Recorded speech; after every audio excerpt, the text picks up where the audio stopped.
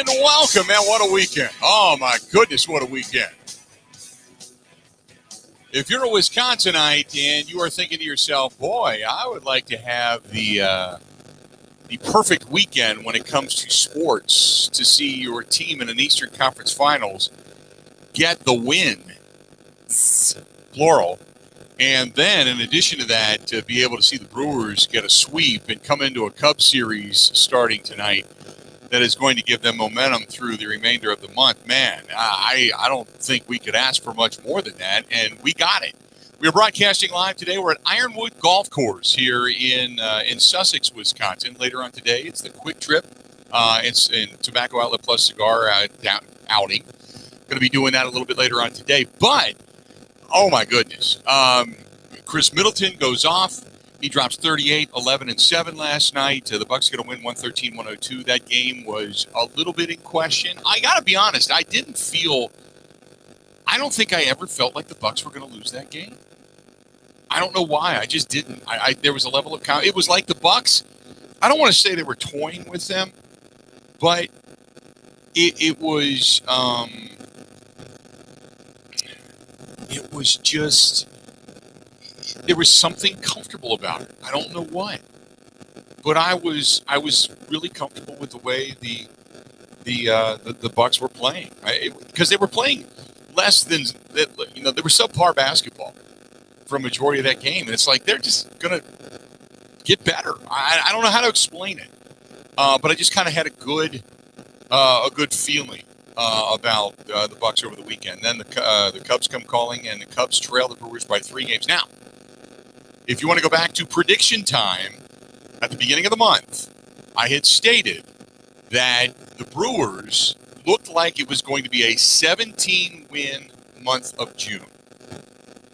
And that's kind of what when we went through the schedule coming into June, I said it gets a little bit easier.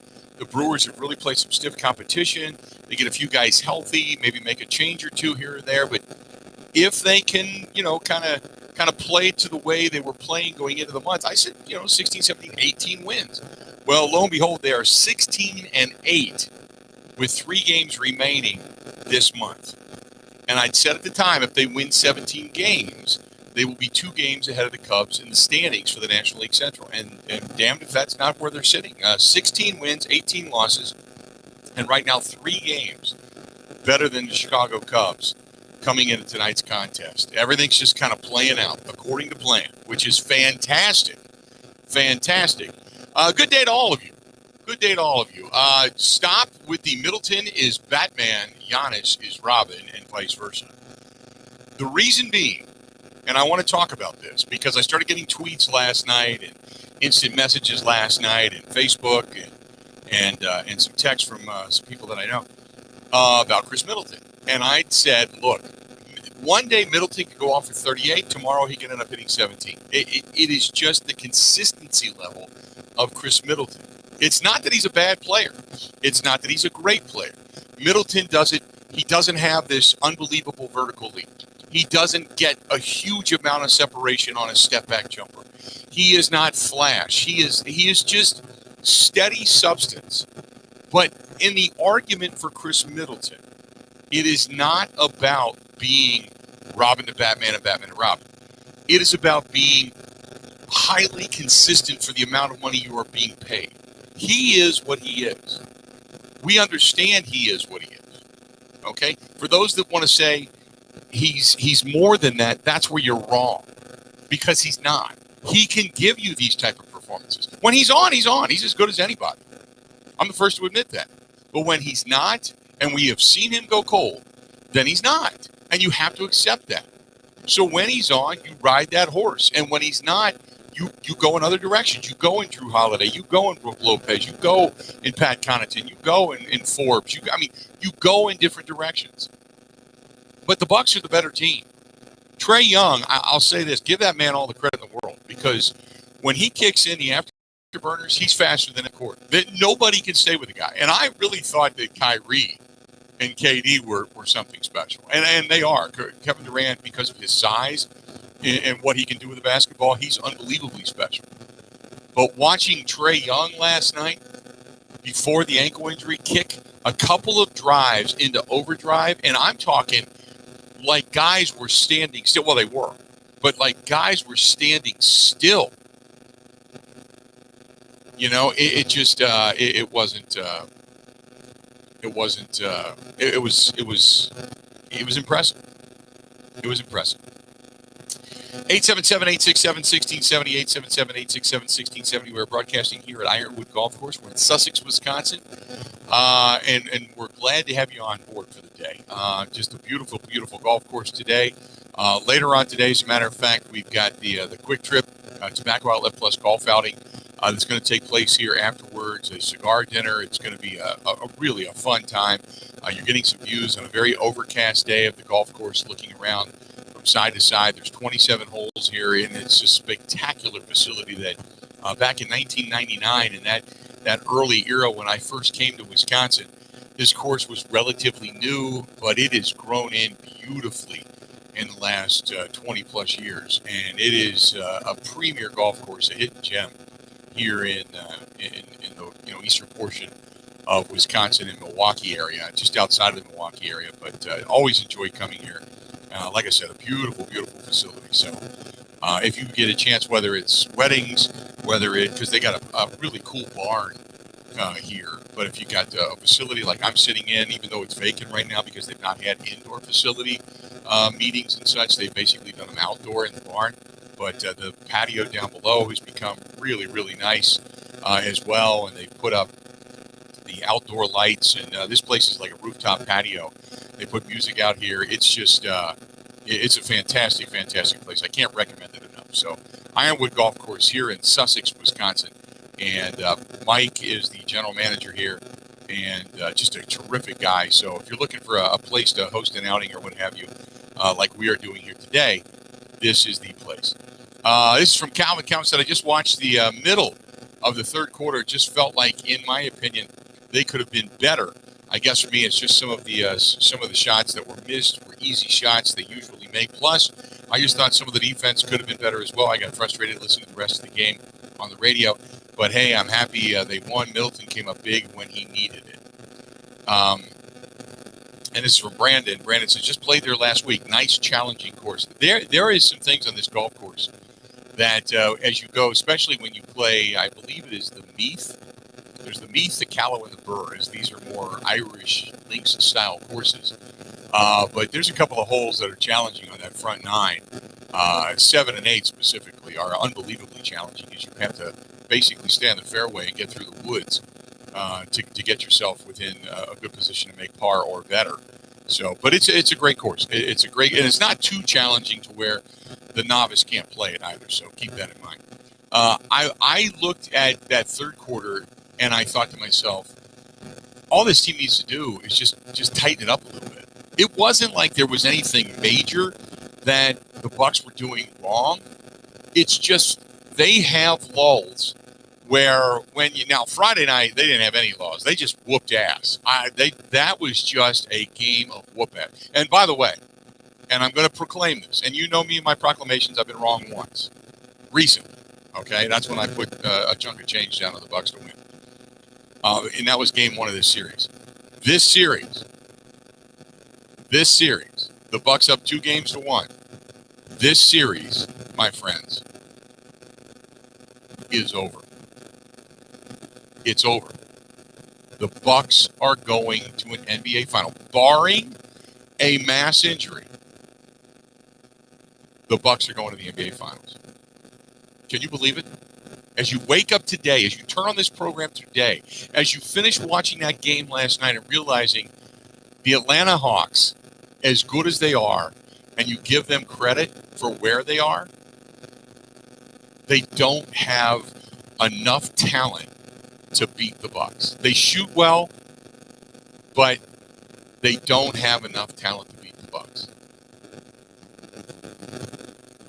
They just don't. The Bucks are the better team. And if the Bucks just show up, it's over. I'm not talking about show up and roll the basketballs out. I'm talking about if the Bucks team that we're accustomed to seeing day in and day out, even if they play 3 quarters of basketball, it'll be close, but they'll still win. The Bucks are going to the NBA Finals. Let that sink in for a minute. Let that sink in. Let that sink in. The Bucks are going to the NBA Finals. Charles Barkley, he feels the exact same way I do. Take a listen. This series is a wrap. I told y'all after game 2, the Hawks are not going to win another game. Well, you told us they would sweep it. Yeah, well, I did. Listen, Milwaukee was awful in game 1, but they just got a better team. They're going to beat them Tuesday, and they're going to beat them Thursday, and then they're going to play my Suns for the World Championship. There you go. You're waking up today on a Monday, and you're going, God, I can't wait for tomorrow night's contest, and I can't either. Okay. Because you want to see if they can get another win, and they can come back home 3-1, and all they got to do is close it out the Fiserv form. But wake up today, take it a step further, take it one further step down the road. The Bucks are going to the NBA Finals. Whew, I gave myself chills. The Bucks are going to an NBA Finals. That's something to think about. Go back into the studio. Our good buddy Ben Kenny producing the program today. Ben, as you woke up today, has it hit you that the Bucks are going to an NBA Finals? So I'm generally on the more pessimistic side, but I did wake up today with that on my mind. I mean, what you saw, especially with Trae Young's injury, what you saw from the entire Bucks team and what Coach Bud was able to do to change how he defends the Hawks, I don't see them not winning the series in the next game or 2. I don't care if it goes 7. The Bucks are going to the NBA Finals. I watched that Bucks team through 3 quarters, just trying to figure themselves out. After what they did on Friday night, that was an ass kicking on Friday night. That Chris Middleton started to feel a shot again towards the end of that ball game. Everybody was firing in all cylinders. Brooke Lopez sighting came about. I mean, it was just like everything was flowing. And then I thought, okay, if they go into Atlanta and get this game 1 off the momentum that they felt from the other night, it's over. And you saw them. They kind of just toyed around. They didn't really kind of take it serious. And then fourth quarter came around. They get a couple of buckets. In the minute they got the lead at 96-95, I thought, is this over? Bucks aren't going to look back. The Bucks are going to the NBA Finals, and that's when it hit me. Now, I know there are Wisconsin fans out there who are like, you know what, something's going to happen. The wheels are going to come off the plane, and they're not going to be able to get out of Milwaukee, or they're not going to land in Milwaukee. The team bus is going to have 2 flats, and the team won't show up, and it'll be a forfeit. Everybody will get thrown out of the game on a bench clearing brawl. The Fiserv Forum will burn down. I mean, something's going to screw this up. But if they play these games, the Bucks are going to the NBA Finals. And I woke up today and I thought, man, there's so much to talk about, and you can get analytical. But do you finally understand, as a Wisconsinite, the Bucks are going to an NBA Finals? That's just so cool, because it's you waited a long time for this, and since 1974, and here you go. Here it is. Here we are today. This portion of the program brought to you by good friends at Quick Trip. Quick Trip is the official fuel provider for the Big Unit Cruiser and the official convenience store for the Bill Michaels Sports Talk Network. Today, we are broadcasting live. We're at Ironwood Golf Course. Some overcast skies, a few showers have come through, but everything's dry, and golfers are on the course just in general today. But later on today, we've got the Quick Trip and Tobacco Outlet Plus golf outing and cigar dinner coming up tonight. And we're going to have a fantastic time, and it's the course is in great shape. And finally, we got some rain in this area, and everything is greened back up. It's just beautiful. But our friends at Quick Trip putting all this together, and we can't say thanks enough to them for being a part of the program. Let's do this. We're going to step away. We're going to take a quick break. We're going to come back, and I want your reaction to the statement. Phone lines are wide open. Phone lines are wide open. The Bucks are going to the NBA Finals. Do you feel it? More of the Bill Michaels Show next. ready. This is the Bill Michaels Show on the Wisconsin Sports Zone Radio Network.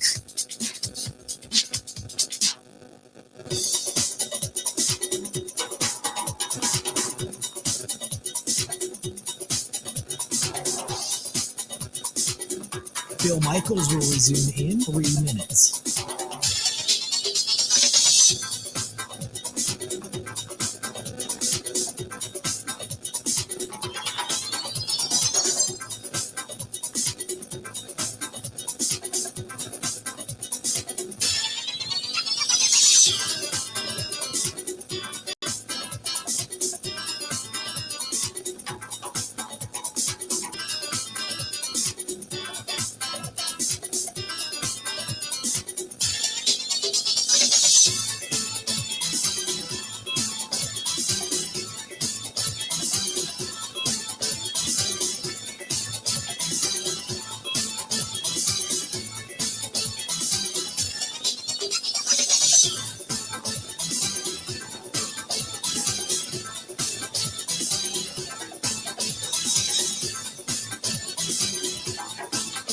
Bill Michaels will resume in 2 minutes.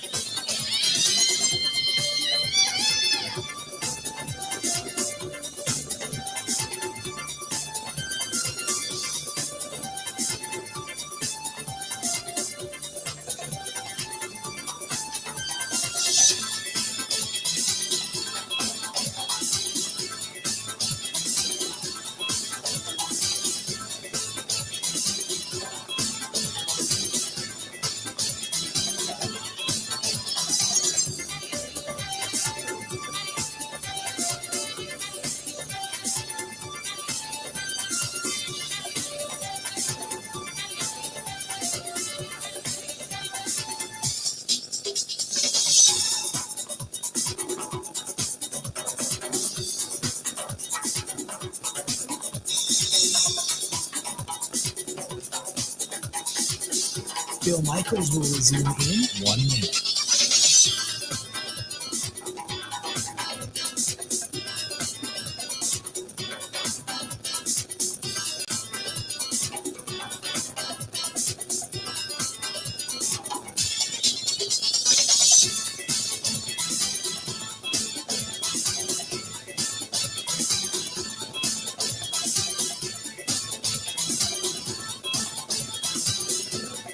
Bill Michaels will resume in 30 seconds.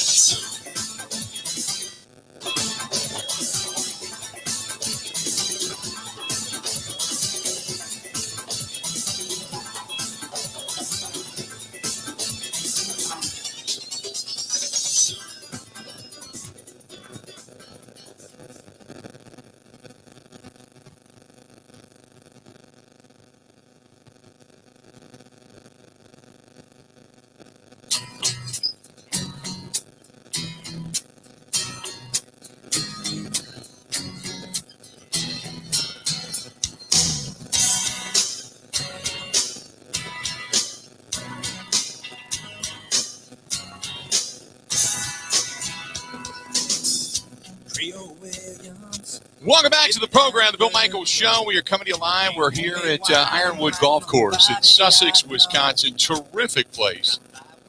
And I just love being here. This is kind of, if you want to call it a home course for me, it is, as far as one of the public courses go. Terrific place. It's about 15 minutes from my home. And I just love it here. I love the people. I love just coming here. It's just a fantastic place to be.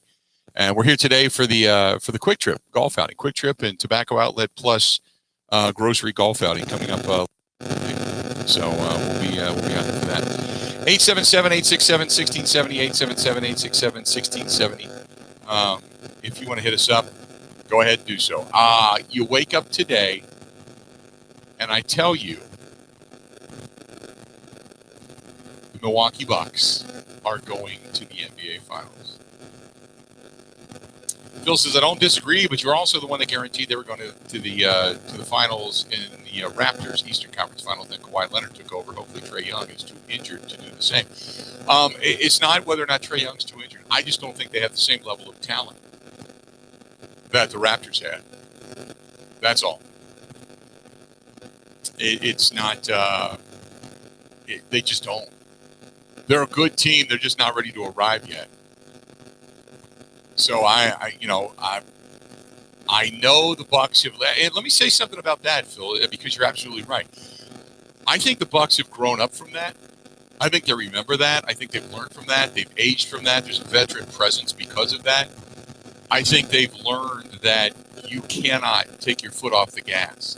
And if they let this slip away from them, then it's over. There is nothing more that I can say about the Milwaukee Bucks that would be a positive. If they let this go, then I have zero confidence in them moving forward.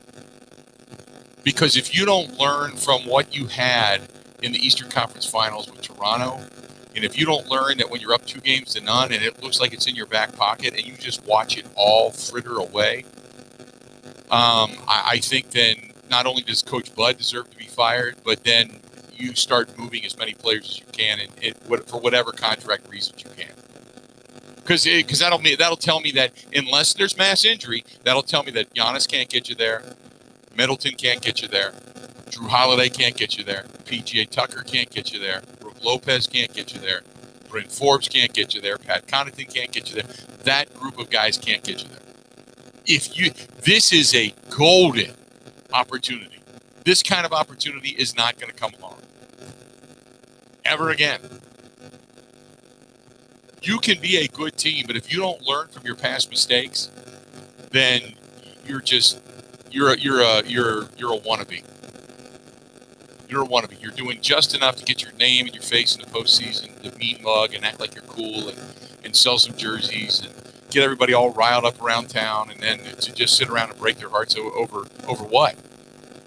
Over the only thing I can say about this team that when it comes to their flaw is every now and then they go cold, and every now and then they play about as dumb basketball as you can possibly play. Other than that, this team's talented enough to win a championship.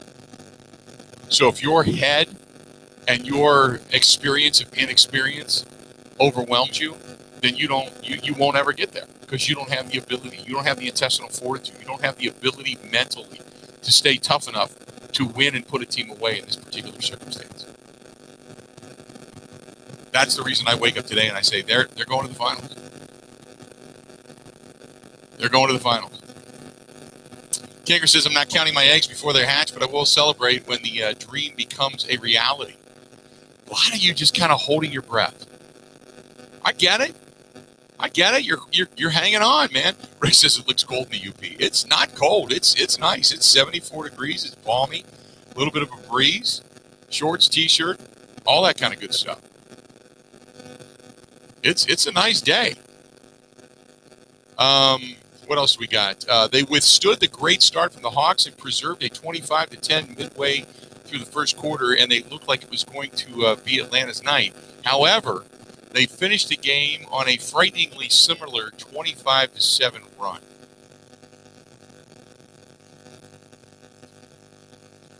That's fact. There you go. What else do we have for you? Got a bunch of people chiming in on the Bud Light live stream. Kinger says Brewers are also going to be first place in the National League Central, and the Bucks are still in the playoffs come July. Hell yes, 100%. 100%. Let's go to the phone calls. Let's talk to Daniel, listening to us in Toma. Daniel, how you doing today, man? What's going on?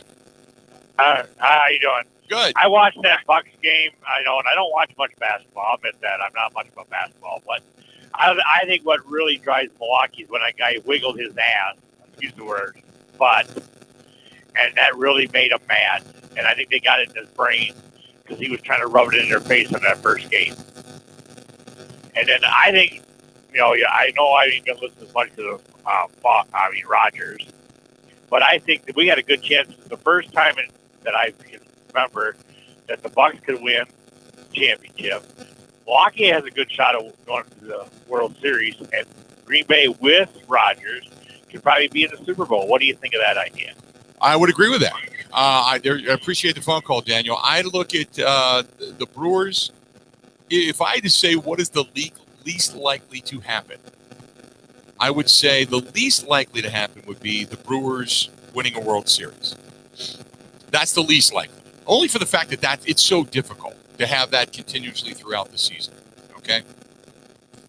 I believe wholeheartedly that the Packers are on the cusp if they remain injury-free. I believe wholeheartedly the Bucks are on their way to an NBA Finals. If I had to say who is most likely to win the championship, I think the Bucks. This could be the Bucks' year, only for the fact that you do not have a LeBron-led Lakers team because they wilted. You've had injuries to the Clippers, and I think Phoenix is a team that's on the come, but whether or not they're championship worthy, we'll wait and see. But I think Phoenix is a very solid team. And for whatever reason, I mean, Kawhi Leonard's injury, it was far more severe than what we were led to believe. So I believe that this is the year for the Bucks to get there and to do their damage and get the win. The Phoenix Suns, over the last couple of years, have, for whatever reason, matched up well with the Bucks.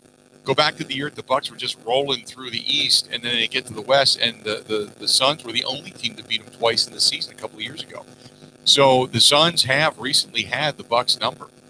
So the Suns scare me more so than Kawhi and the Clippers. Even though the storyline for Kawhi and the Clippers is better, the Suns scare me. They do, but I really believe the Bucks are in the finals. Now, when it comes to the Packers, we know the Packers. They've seemingly filled a few holes that they had. They got a little bit deeper. You get Rodgers back, and things are, seemingly copacetic. Maybe you get Devontae Adams to sign a contract. He then becomes extremely happy. The next guy you have to focus on is Jair Alexander, but who knows what they're going to be able to do. But I think that the Packers have a legitimate shot at getting back to an NFC Championship game and even getting to a Super Bowl and breaking in SoFi Stadium out in California via Super Bowl right. I really do. As far as the Brewers go, I think they have the pitching. If the pitching continues to hold up, I think the bats are starting to come around. Even though it's not as consistent as we would like, it's still there. They're figuring out ways to win games. Now, this month has been teams of sub 500 performances. And we know how they fared against teams that were 500 or better. So they were kind of just hanging around. I mean, you're going to win a third, lose a third. It's what you do with the other third of baseball that will determine how far you go into the postseason. So I think the Brewers are probably the least likely to get to a championship series. But where they stand now and the pitching that they have and what we've been pining for over the last few years when it comes to homegrown talent in the pitching department, I believe they have as good a shot as anybody. It's certainly, the Dodgers aren't running away with it as everybody expected they would. Even after they got Trevor Bauer, I thought when they acquired Trevor Bauer that the Dodgers would be far and away the runaway favorite, and they have been able to produce that consistently. And I don't think a lot of people saw San Francisco having this kind of a run. We knew the Padres were going to be good, but the West is an incredibly tough division in baseball. But I think that's where the competition comes from. I think the West is going to be not only the West champion, but then the West two runner-ups are going to be the wild card. So the Brewers are going to have to win their division if they're going to find themselves, in the postseason this year. So I'm excited about that because I think they can do it. I think the Cubs have shown some fallibility. The Cardinals they got off to a good start and really seemed to be solid, and then they had some injuries. As we expected, they're a little bit of an aging team. They've had some injuries. They haven't been able to fill in as well as they thought. Cincinnati is nowhere near what they thought they were going to be. Their bullpen is atrocious. Their hitting is much like the Brewers. Sometimes it's on, sometimes it's off. Their starting pitching is good, but when you turn it over to the pen, you're just basically throwing gasoline on a fire. The Brewers, via pitching, have been able to hang in there. And when the hitting has turned on, they're winning games. So you get over 4 runs per game usually for the Brewers, you're going to win a lot of contests, and they're starting to do that. So, we'll see when the competition continually stiffens up.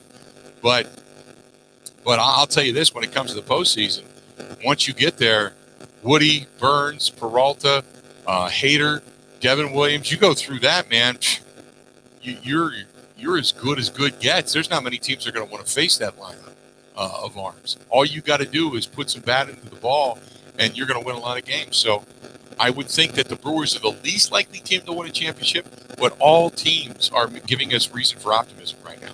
877-867-1670. Agree or disagree? You wake up today and you say to yourself, oh my God, the Milwaukee Brewers, the Milwaukee Bucks, the Green Bay Packers all have a legitimate shot at a championship. And as I stated, when you wake up today, you look at things and you say, the Bucks are going to the NBA Finals. Give me your thoughts. Phone lines are wide open. 877-867-1670. More of the Bill Michaels Show coming up next. This is the Bill Michaels Show on the Wisconsin Sports Zone Radio Network.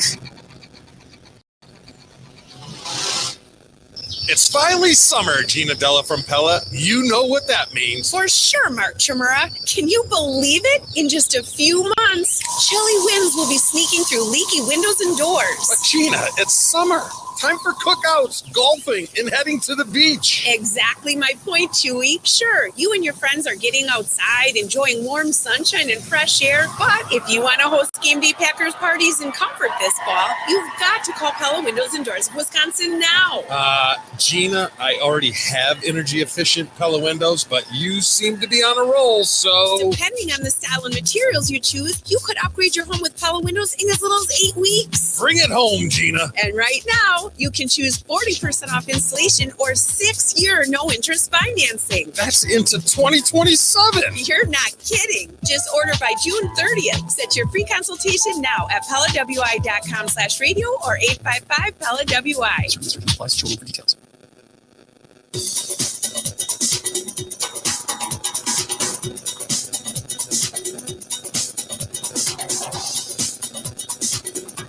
Bill Michaels will resume in 5 minutes.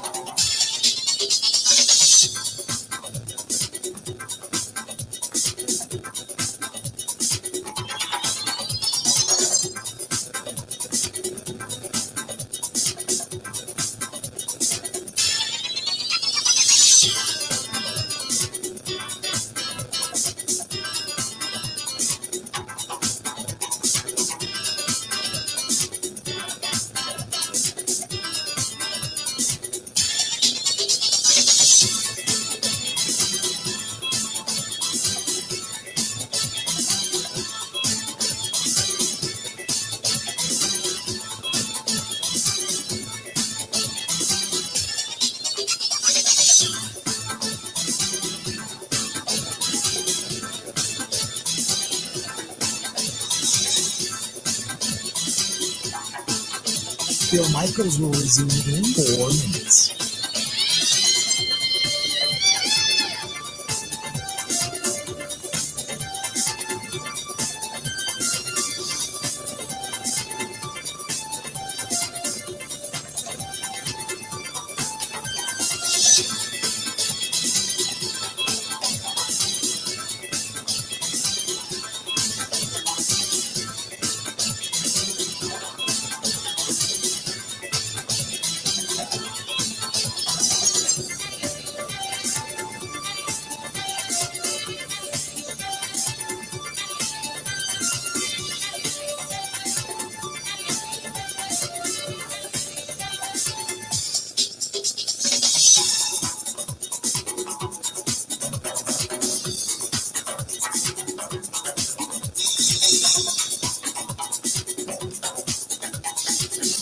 Bill Michaels will resume in 3 minutes.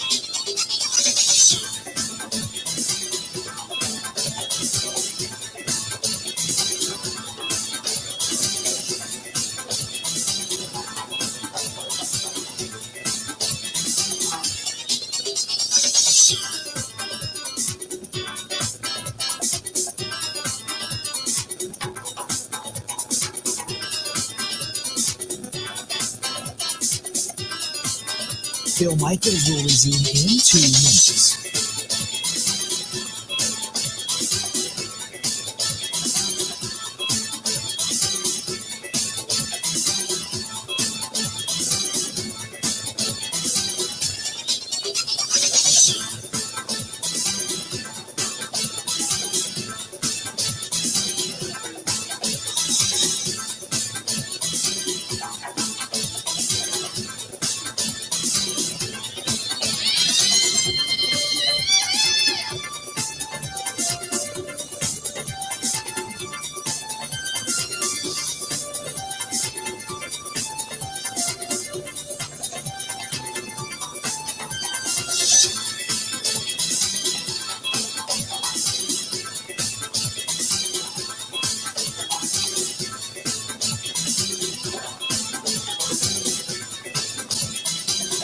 Bill Michaels will resume in 1 minute.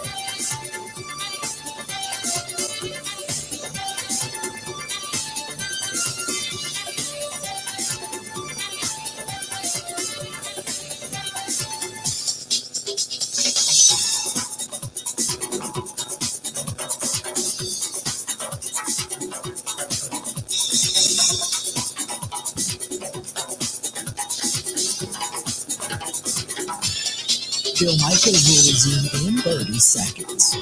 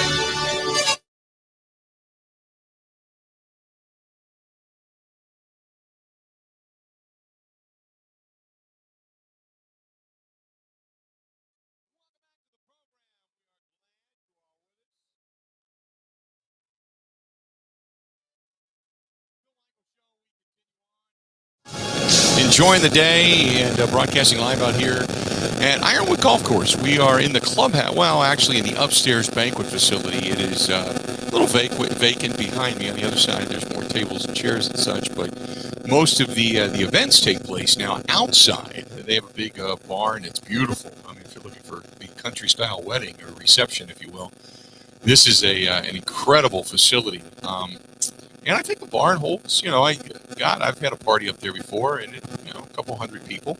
It's not a bad place, but it's beautiful. It overlooks the entire golf course, and on a clear night, you can see for 30 miles. I mean, it's just really, really nice. So if you are going to think about having a golf outing, an event where you just want to come and do a wine event or a cigar dinner like we're doing tonight with Tobacco Outlet Plus Grocery, you can do that.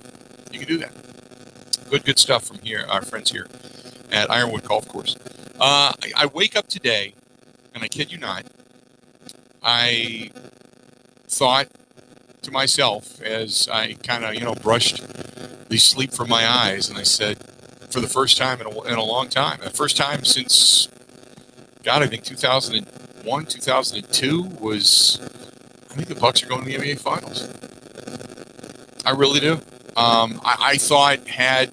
I thought when they took on Philadelphia that they were going to win it, and then the NBA stepped in and took Scotty Williams off the plane. Scotty Williams was kind of that grunge guy. He was the guy that was down in the pits. He was the guy that was doing the dirty work. He was the guy that was the energy. He was the guy that just he gave you a big board when you needed it. He gave you a big bucket when you needed it. He gave you a good defensive stop when you needed it. He wasn't flash, but he was substance. And he was fantastic in that role. And it just, when they took him off that plane because they suspended him, it took the wind out of the sails of the Bucks.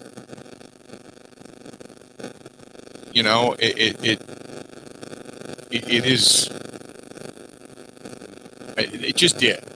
Today I wake up and it feels different. It feels like the Bucks are on their way to an NBA Finals. It just does. 877-867-1670, 877-867-1670. And as I state that, I ask you the question, how do you feel when the reality is sitting here right in front of you? The Milwaukee Bucks are going to an NBA Finals.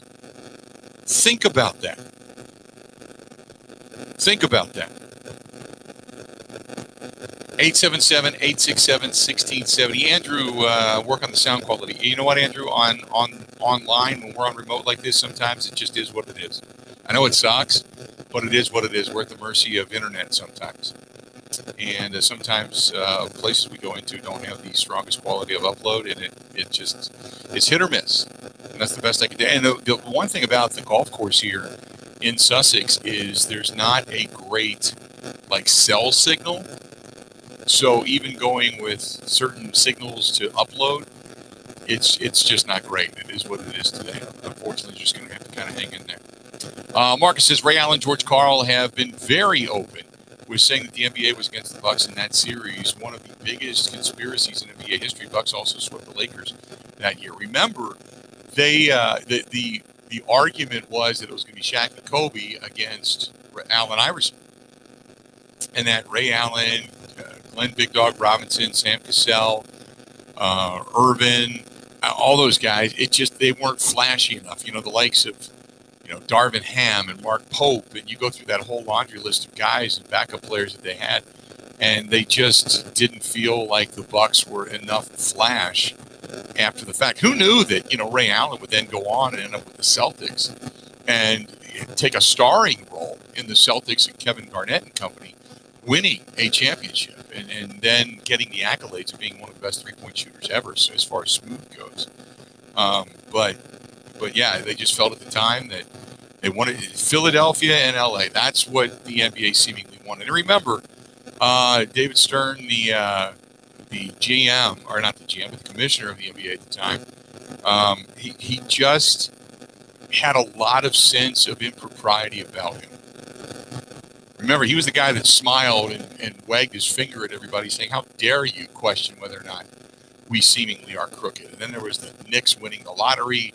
And then, Tim Donaghy comes out and says, yeah, we referees were fixing games. Yeah. Well, Donaghy was the only guy that actually got caught.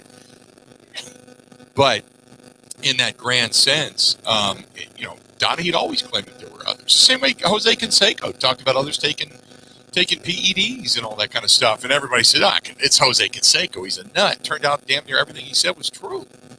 Right? So, hey, even when the nuts start to speak, you got to listen to them, right?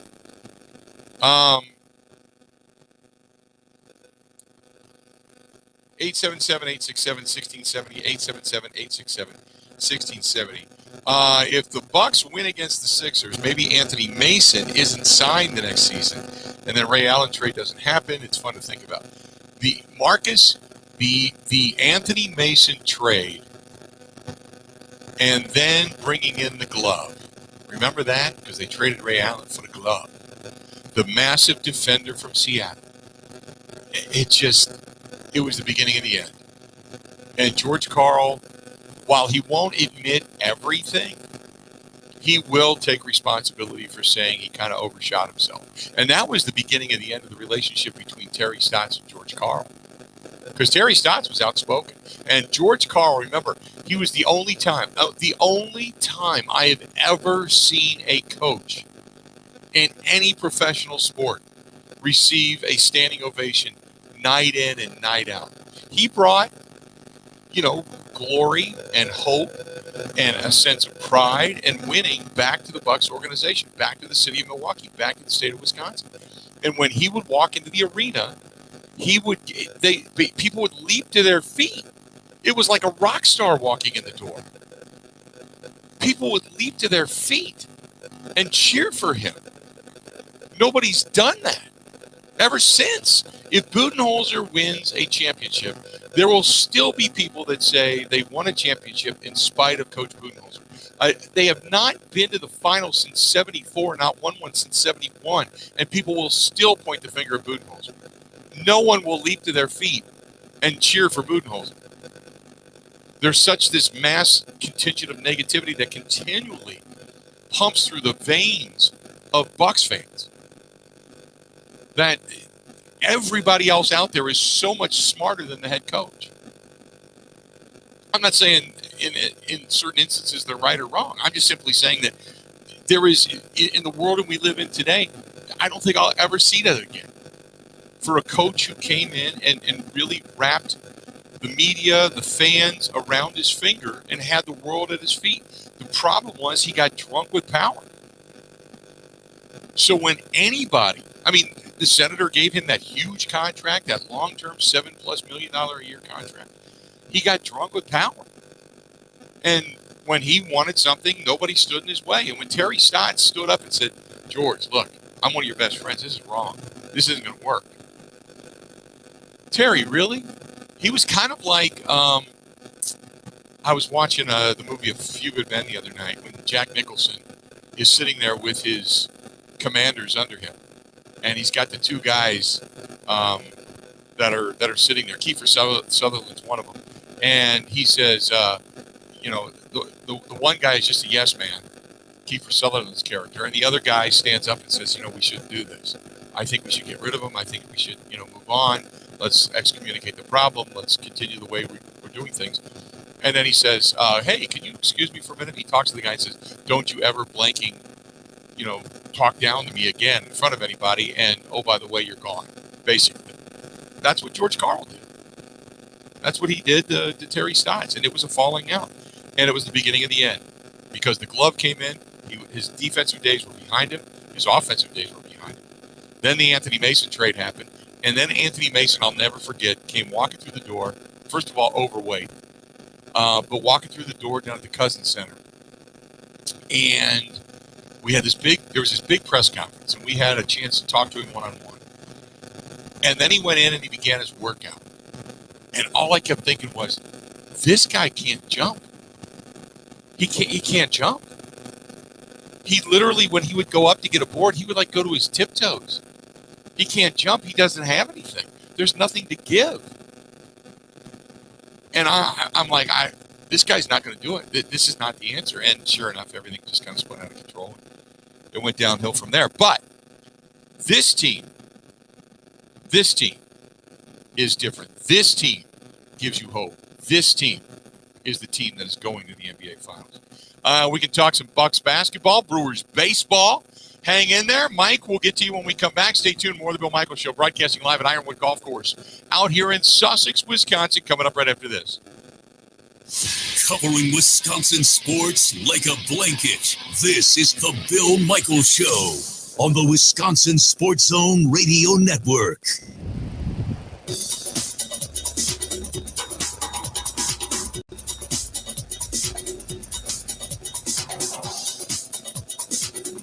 Bill Michaels will resume in 3 minutes.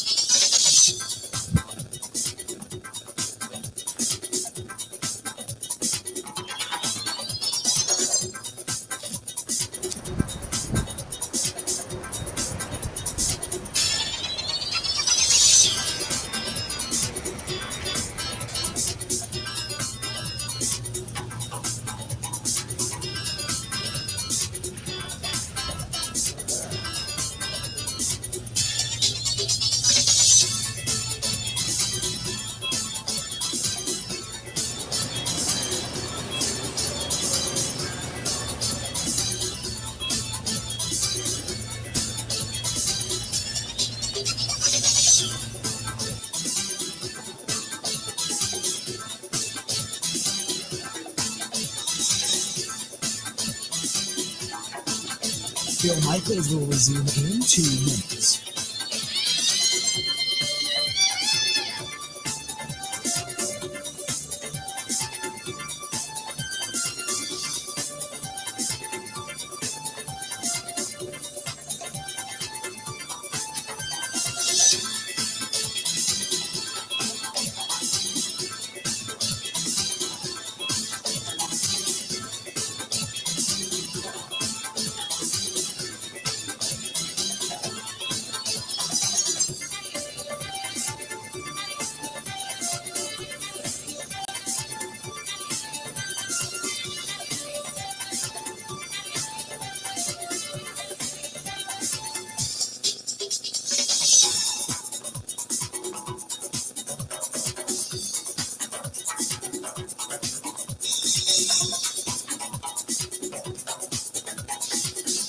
Bill Michaels will resume in 1 minute.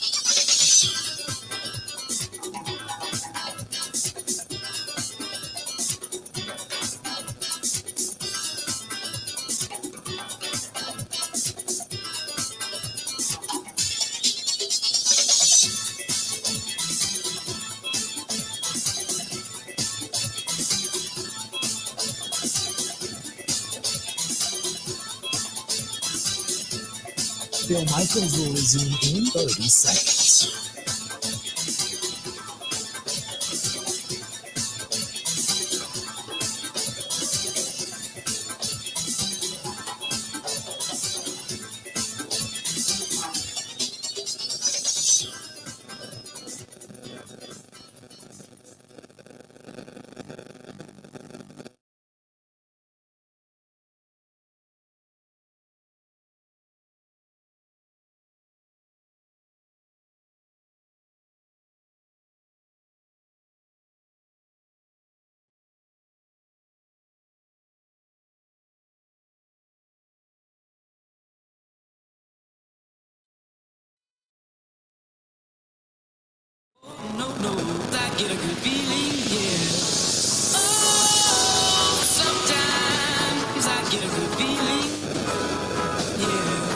Bill Michaels Show. We continue on broadcasting live at Ironwood Golf Course. We're here in Sussex, Wisconsin, just west of Milwaukee, in Waukesha County is where we're at, and a little bit of light rain falling and some darker clouds, but for the most part, when you look off to the west, it's not too bad. Not too bad. They said a few sprinkles here and there, not even enough to really totally wet the ground, I guess is the best way to put it. Later on today, we are going to have the Tobacco Outlet Plus Cigar Dinner Golf Outing. And we're going to get out and play some golf. And then after the fact, you get a package of cigars and there's dinner. And by the way, if you want to come out, we're here now. You can still get signed up for this. They are taking day of. I think we have, out of all the foursomes, and I think there was like 30 or 40 or something like that. I can't remember. There's still a couple foursomes left. So if you're in the area, maybe you're watching and you're like, yeah, I want to blow off work today or this afternoon, come on out. Nothing gets underway until after 1 o'clock today. So you still got a few hours if you want to get a couple of buddies and come on out. You can still play. And it is $75 to play golf. You get dinner. The $75, that's covered by cigars anyway. So if you want to grab some cigars, you want to grab some dinner, and you want to play some golf and have a good time, and we'll do a little bit of Q&A. It's going to be a lot of fun. It's brought to you by our friends at Tobacco Outlets Plus Grocery, plus our friends at Quick Trip, the official fuel provider and convenience store sponsor of the Bill Michaels Sports Talk Network, and our friends here at Ironwood Golf Course. So come on by. Rick says, what radio station do you broadcast out of in Madison? That is our flagship, WOZN, and 1670 out in Madison, 96.7. 96.7, Ben, right? Is the FM signal out in Madison? Correct. Yep. 96.7. So if you're looking for us on the Odyssey app, that's where you would go. They carry all 4 hours out there as our flagship, so you can find us out there. Kinger says, the greater 34 for the Milwaukee Bucks. Was it Ray Allen or Giannis Antetokounmpo?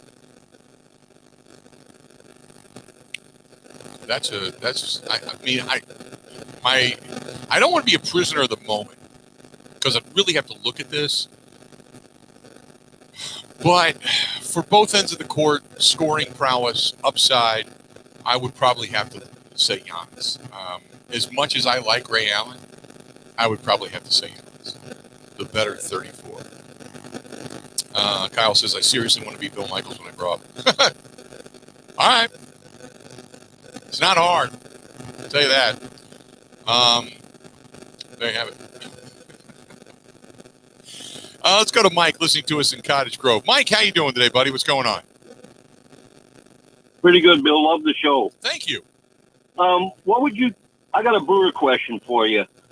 It's a two-parter. The first part would be, what do you think about the Brewers moving on from Lorenzo Cain? And the second part would be, I know the trade deadline's a ways away. Well, what about maybe going out and getting Escobar from the Diamondbacks or even Schwarber from the Nationals? Let me ask you this. For Lorenzo Cain, and as injured as he's been, when you say move on, what are you talking about? Trading him away? Because who's going to want him? Are you just talking about cutting him loose? Cutting him loose. Try to trade him, but you can't cut him loose. Yeah, you're not going to be able to trade him. His value is nothing right now because of the injury. But if Lorenzo Cain can give you anything in the second half, or you got to think of baseball as a marathon. Remember, he's won a ring. He's got some experience.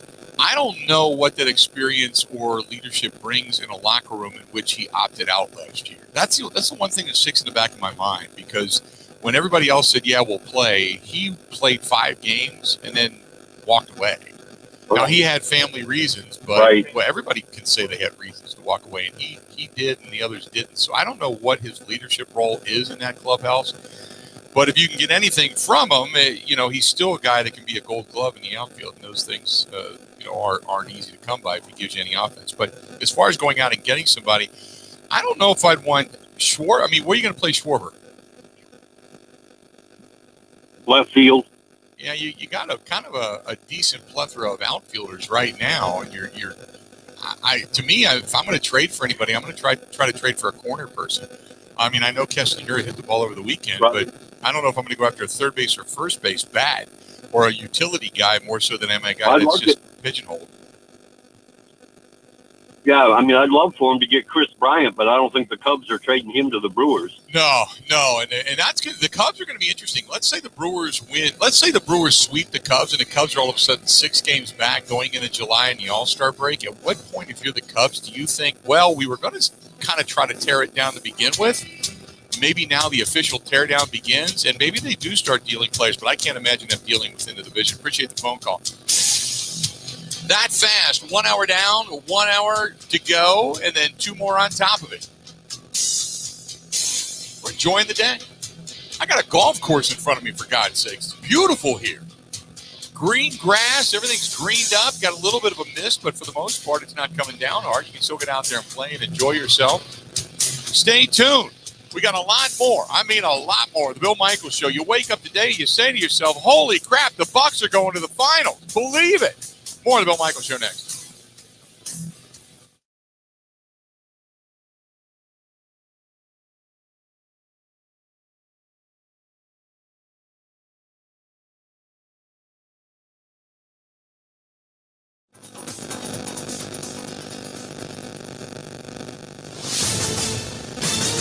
This is a Wisconsin Sports Zone update. Last night saw the Milwaukee Bucks take a 2-1 series lead against the Atlanta Hawks in the Eastern Conference Finals as Chris Middleton by himself outscored Atlanta 20-17 in the fourth quarter, going 8 for 13 from the field, including 4 of 6 from beyond the arc in the final frame, giving him a game high of 38 points. Here's more from Middleton on the Deers' 113-102 victory. During the postseason, you realize that each game is a different game, and each game matters. You can't look ahead or look behind. You have to move on, even in possession. So that's all. I try to talk to the guys on the bench during timeouts and during the games. Just mistake happens, stay with it.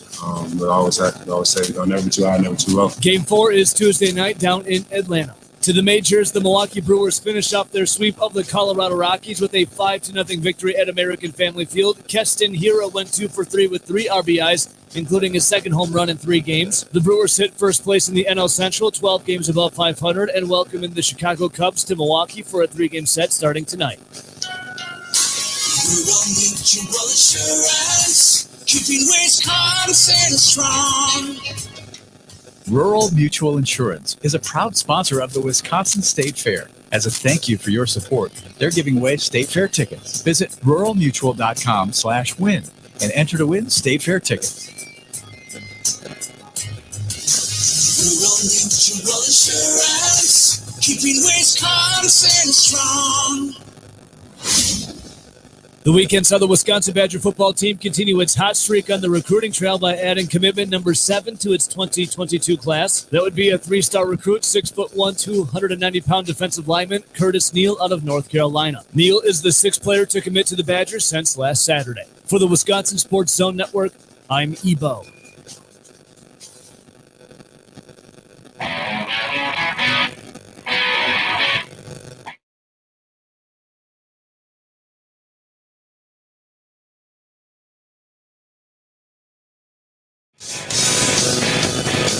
As I woke up today,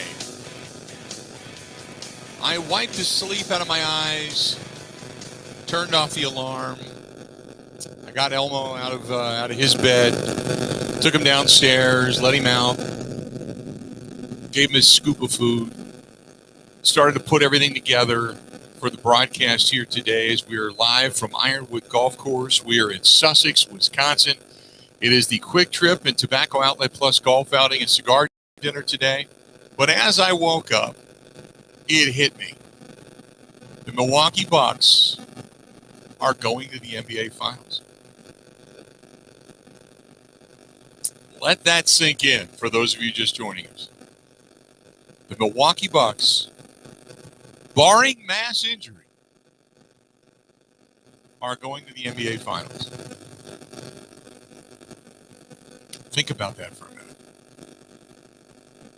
Now, things can change in a split second, like a rolled ankle or a hard fall that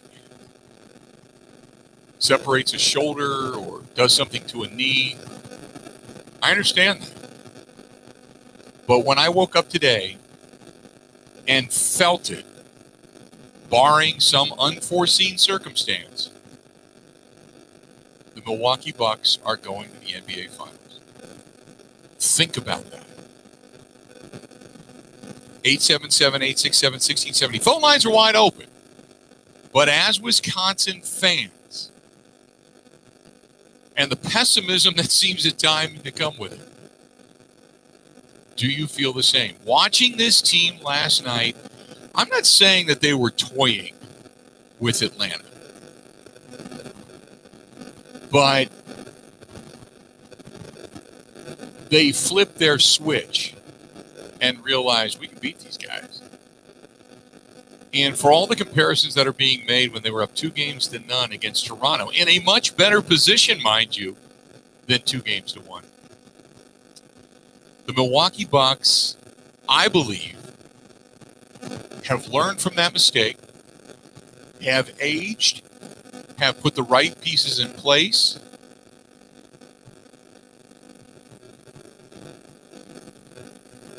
And I just think that they're the more talented team. Talent in a series like this will win out. And you don't get a series until somebody wins a road game. And Atlanta did it to start things off, and the Bucks refocused and whooped their ass on Friday night and played uninspired basketball for 3 quarters on Sunday. And then last night said, well, wait a minute, what are we doing?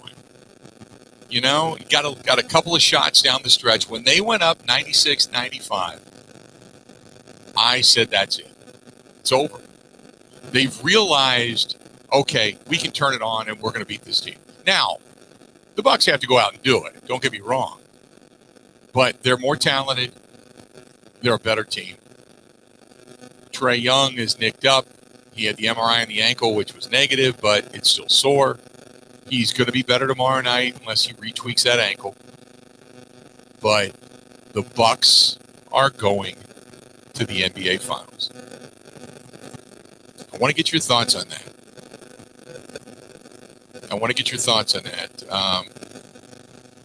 Raju987 says it's only 2-1, still too early to call.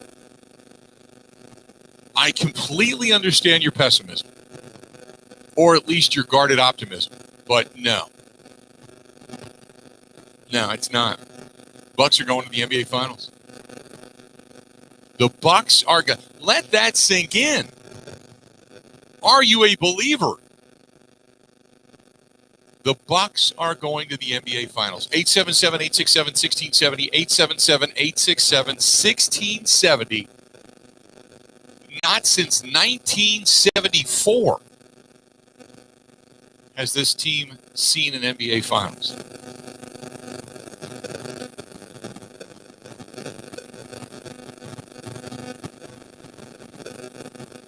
They're going.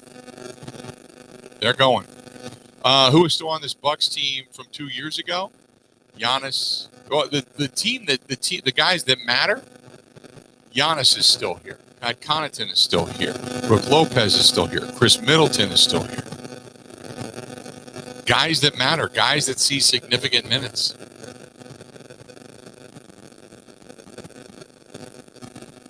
And Kinger, their head coach, is still here. One thing he was criticized heavily for, and he's been criticized up until this season, is his inability to make adjustments at certain times. And he has done that all season long. For those that say he can't adjust or he doesn't adjust, then you don't know basketball. Because he has adjusted. Now, there are certain things that you want to see that they maybe don't do or don't do well. I agree with that. But you go back to the Nets series. Well, he didn't do the same old, did he? No. He put Drew Holiday, he put P.J. Tucker, he put Chris Middleton, he put everybody on KD, and KD still went on. It wasn't like he didn't try. He made adjustments. Sometimes you can make adjustments, it just doesn't work. Sometimes you can put a call into the bullpen, know a guy is really good, know a guy matches up extremely well. The sabermetrics will tell you so, and he'll still give up the long ball. It just happens. That's not on the manager, that's happenstance. But this team, this group of guys, but more so impressionably, your leaders, if they didn't learn from 2 years ago, then they won't win. Giannis will not take you to a championship. Chris Middleton will not take you to a championship. Brook Lopez will not take you to a championship. Pat Connaughton will not. Neither will Darvin Ham. Neither will Coach Bud. Neither will anybody on that staff.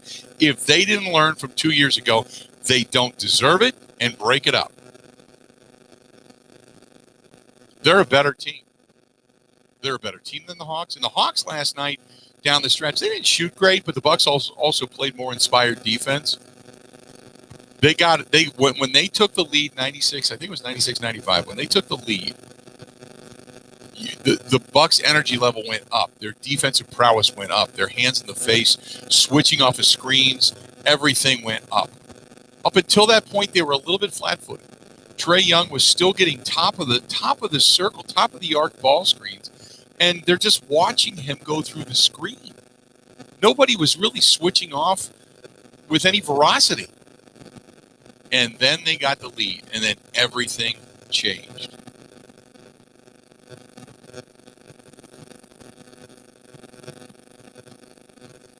Everything changed. Brett says, I always knew the Bucks were going to be in the finals. They were the only Eastern Conference team with a jersey in the NBA shop commercial for the playoffs. It seems to happen every year. So, Brett, you live by the NBA conspiracy. I love that. Hey, look, wait a minute. Whoa, wait a minute. Their jerseys there. Holy crap, they're going to the finals. David Stearns, the ultimate puppet master. You can see the sticks and the strings in his fingers and those bony little fingers being thought about in that ET-like forehead that he has, that massive chromium that he's got up on top of his dome. And he's just there manipulating everything within the NBA system. Yeah, I get it. I like where you're at. Dennis says, Bill, you called it right Friday. You said you needed a statement game. I think the 31-point win was definitely a statement. To see Trae on the bench was like a white flag of surrendering. Dennis, you are one in that game. When you talk about that level of win, when you see a 30.1-point win, remember they were up by more than 40 at one point. That 31-point win was nowhere near indicative of how actually bad that ass-kicking was. That was a beat you up, throw you to the curb, and oh, by the way, when you're laying there and you're just trying to get up out of the gutter and rainwater's hitting you in the face and all the muck and road grime and everything is just all over your clothes, then somebody comes along and hits you bad with a dirty-ass bag of McDonald's they throw out of their car and hit you in the head because the cup of ice is still full and it knocks you back out. That's what kind of a butt whooping that was on Friday night. That's what that was. That was fantastic. But I wake up today and I realize the Bucks are going to the NBA Finals. I'm not lighting the victory cigar until time winds down. But I believe, as I woke up today, I have a different outlook on life when it comes to sports in Wisconsin, because we are about to cross the finish line of getting to a finals. Okay, now winning it is far different. I still think they're the most talented team left in the NBA. But when it comes to getting to an NBA Finals, I believe the Bucks are there. 877-867-1670, 877-867-1670. Are you with me? Are you with me on this? I really believe it. Meanwhile, you got the Brewers. Brewers get a sweep of the Rockies over the weekend. And the Rockies not a good baseball team to begin with, but that's neither here nor there. I said the Brewers in this month would win 17 to 18 games. if you remember our prediction coming into the month of June. The month of June gave you, if you're the Brewers, quite a few sub-500 teams to play. And in doing so, it gave you an opportunity to get to the 17-win mark. And also in doing so, it gives you an opportunity, who had a tougher schedule, to beat up on the Cubs a little bit here in this last 3 games of the month. And I said they would come out 2 games on top in the National League Central as you head into the July 4th weekend and the All-Star break. And lo and behold, the Brewers right now 16-8 in the month of June. They are on the precipice of the 17-win month. And as it stands right now, because the Cubs got swept over the weekend, the Cubs are, count them, 1, 2, 3 games back in the standings of the National League Central. So the Brewers are on top. The Brewers are on top. The worst thing that could happen is going into July, the Brewers could be tied with the Cubs for the top spot in the division. That's the worst thing that could happen. I believe the Brewers take 2 out of 3. Hey, the original at treating guys with ED, and others have come along. I get it, but there's only one. There's only the original. That's the New Male Medical Center. New Male Medical Center, the medical experts, helping guys with ED all over the state of Wisconsin and well beyond the borders. Well beyond the borders. 2 locations in Wisconsin. You can make 1 phone call, get an appointment to either one, anywhere you're at. 414-455-4451. That's 414-455-4451. That's the New Mel Medical Center. Again, 414-455-4451. Call them up, tell them I sent you. Whether it's ED or maybe you have low T, got low energy, brain fog, you're putting on weight, you don't have energy in the morning, you're falling asleep into your face first into your computer about 11:30, 12 o'clock every day. It's just, maybe if you're over the age of 30, go get your numbers checked. They can help you out. Or you're coming out of COVID, you got an event like this, you're getting ready to play some golf, you're down below. Okay, you're standing here in front of me and you're saying, I'm going to go play some golf today, just like these gentlemen down in front of me are doing. You can see them right out there. And they're going to go play some golf. But you're kind of like, man, I've got some weight and my golf shirt doesn't fit right anymore. And I look like I'm smuggling an extra golf bag under my shirt. And it's just not a good look. You want to lose some weight? The all-in-one weight loss program from our friends over at New Male Medical Center. Give them a call, 414-455-4451. That's 414-455-4451. Coming up at the bottom of the hour, Dario Melendez going to be joining us. We're going to talk some Bucks and some Brewers with Dario. Hang in there for that. Let's get back to the phone calls. Let's go to Bruce. Bruce, welcome to the program, the Bill Michaels Show. What's going on, man? Yo, man, how you doing, Bill? I am good. I'm good. We're going to the finals. Mark it. We're going to the finals.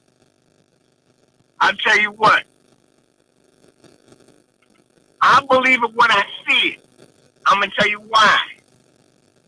Well, I watched the game yesterday. I want to see a blowout, man, mistake-free game, man. I want to see them play without Atlanta trying to hang around. Mm-hmm. I want to see what they did in game 2. I want to see them do that tomorrow. Then I'm on board. That's the way I'm gonna look at it. And then you come home and close it out.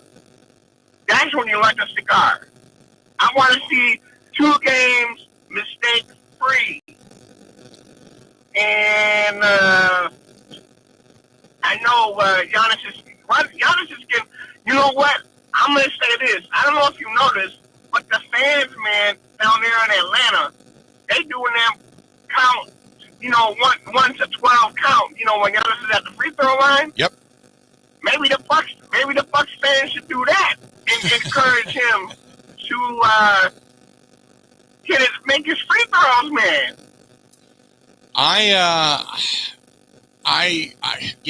His free throw shooting has gotten a little bit better. I'll say this though, he jacked that 3 up yesterday. Was it late third quarter and airballed that thing? That was the emphatic stamp of disapproval where Giannis should never be allowed to shoot a 3-point shot again. I can live with 50 to 60% free throw shooting out of him if he hits his shots on the inside, but taking 3-pointers and airballing them is just, he's not a 3-point shooter, and he should never be allowed to have the basketball above the arc ever again. You know what it is? He needs a better form shot. If you're going to shoot a 3-point, you have to have a good shooting form. I don't know if you can tell. I way better than left-handed jump shooters. I get it. Michael Redd, he was a very good left-handed jump shooter, but I solely believe a right-handed jump shooter is far better three-point shooter than a left-handed. But Giannis needs that different. If you're gonna shoot a three-pointer, he needs to dribble, stop, and set. Yep. He needs to work on that. Then he'll get it. Then his shots will fall.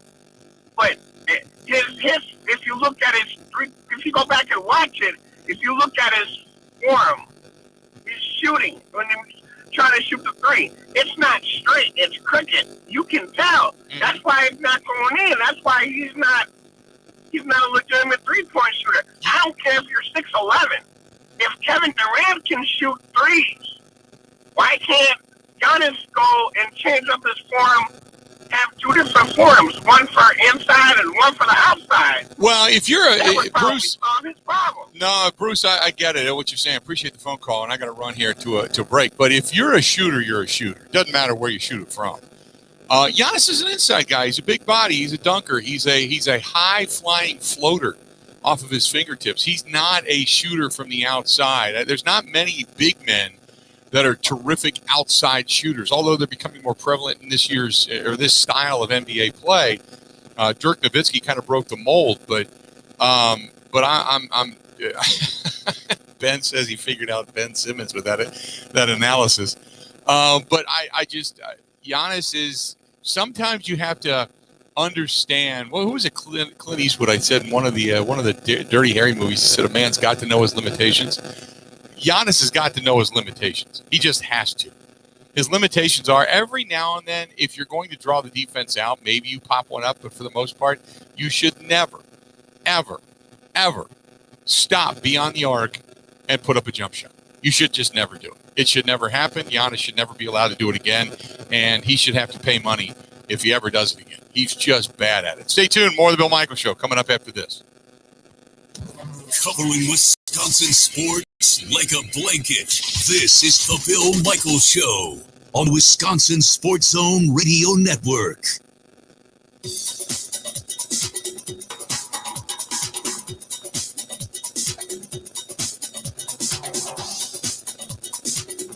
Bill Michaels will resume in 3 minutes.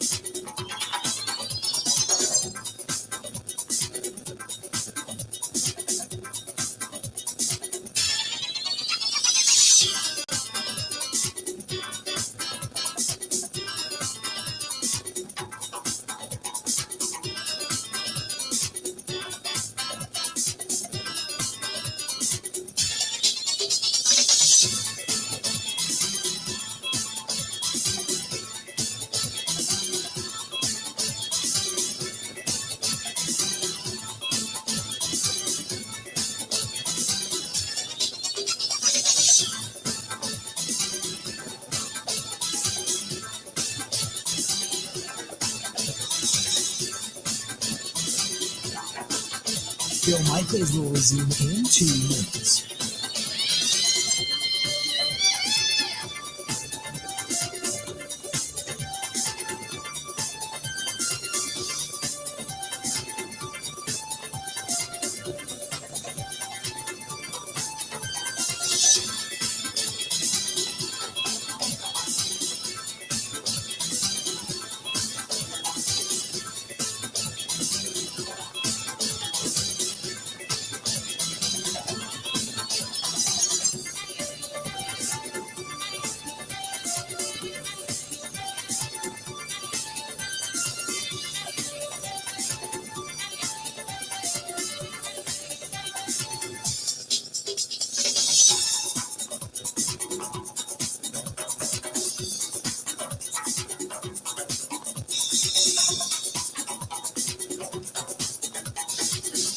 Bill Michaels will resume in 1 minute.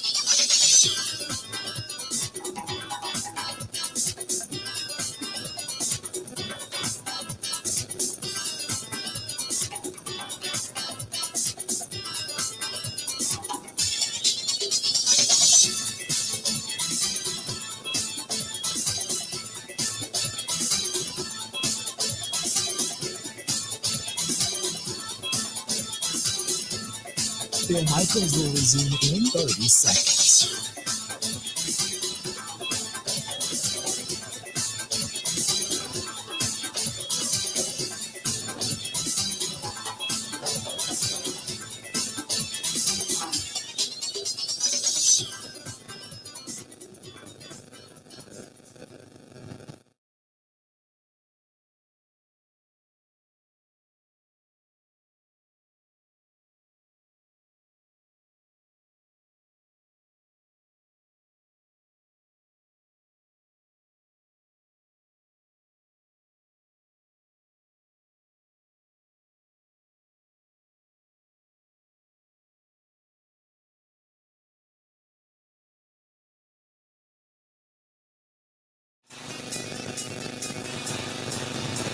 Welcome back. Glad to have you. The Bill Michaels Show broadcasting live today. We're at Ironwood Golf Course. For those of you watching on the Bud Light live stream, you've been seeing different shots of the golf course, and we're here today because out on the golf course later today, we've got the Tobacco Outlet Plus cigar outing going on today. So we're going to have some golf, and then we're going to have some cigars, and then we're going to have dinner and a little bit of a Q&A, and it's going to be a lot of fun. We're going to have a good time. So for those of you that are watching on the Bud Light live stream, getting a little bit of the little taste of the golf course, and 3 different courses here, 27 holes, and you can see off, and as you're looking at now, a beautiful shot way off in the distance. You got the putting green, which is right here, and then off in the distance is the Meath golf course, and that is showing the houses way, way off.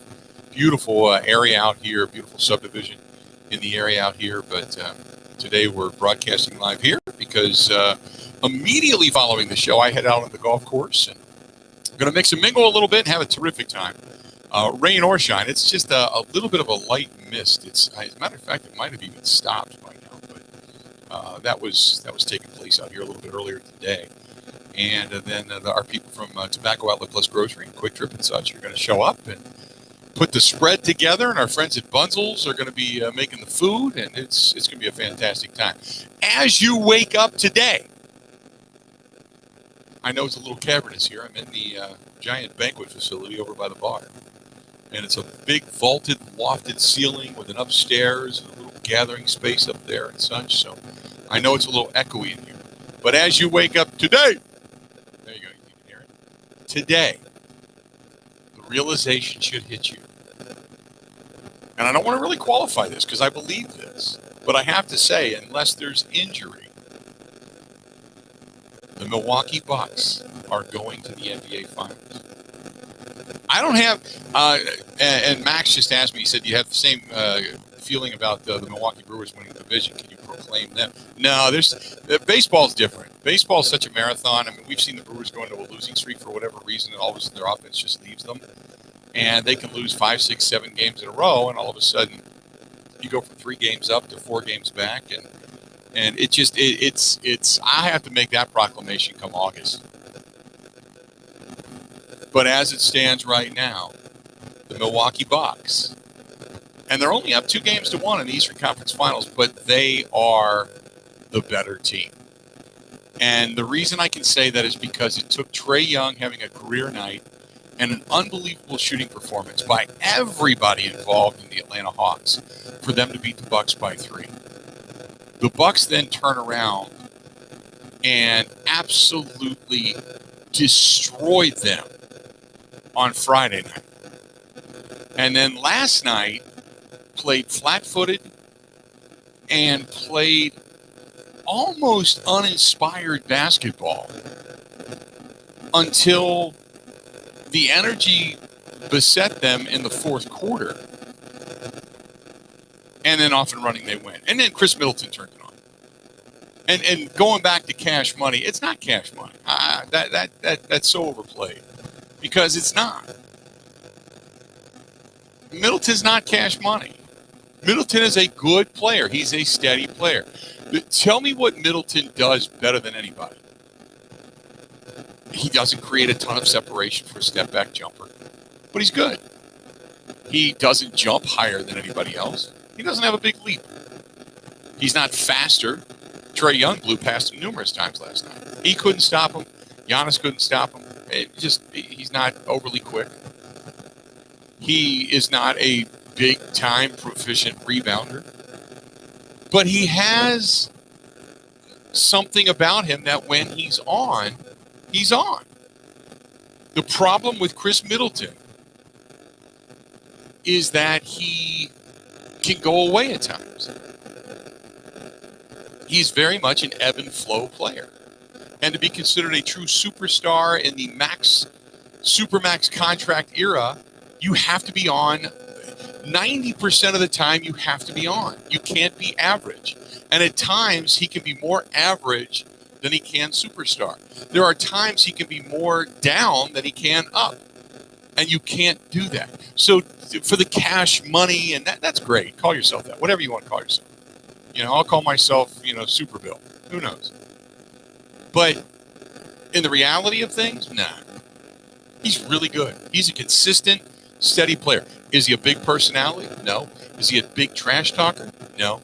Is he loud, pompous? No. Is he a good guy? Likable guy? Yeah. What flash does he give you? No. Does he give you the choke sign? No. Does he mean mug? Does he dominate over top of you? No. Does he hit a shot and mock a bench? No. Does he hit a shot and pump up the rest of the crowd? Does he go crazy? Is he running down the floor, hopping and yelling and pumping the fist? No. He's just a guy. He just goes about his business. There's nothing wrong with that. But there's nothing flash. He's got better than average substance and zero flash. That's it. 877-867-1670. Is that a good description of Chris Middleton? 877-867-1670. Kirk says, were you at Sussex Bowl yesterday? Nope, I wasn't. I went on a long motorcycle ride yesterday. A friend of mine, as a matter of fact, Craig, who is the general manager of Wisconsin Harley Davidson, he got a hold of me yesterday, and it was his 50th birthday party. And his wife had surprised him with having a bunch of his friends gather for a long motorcycle ride.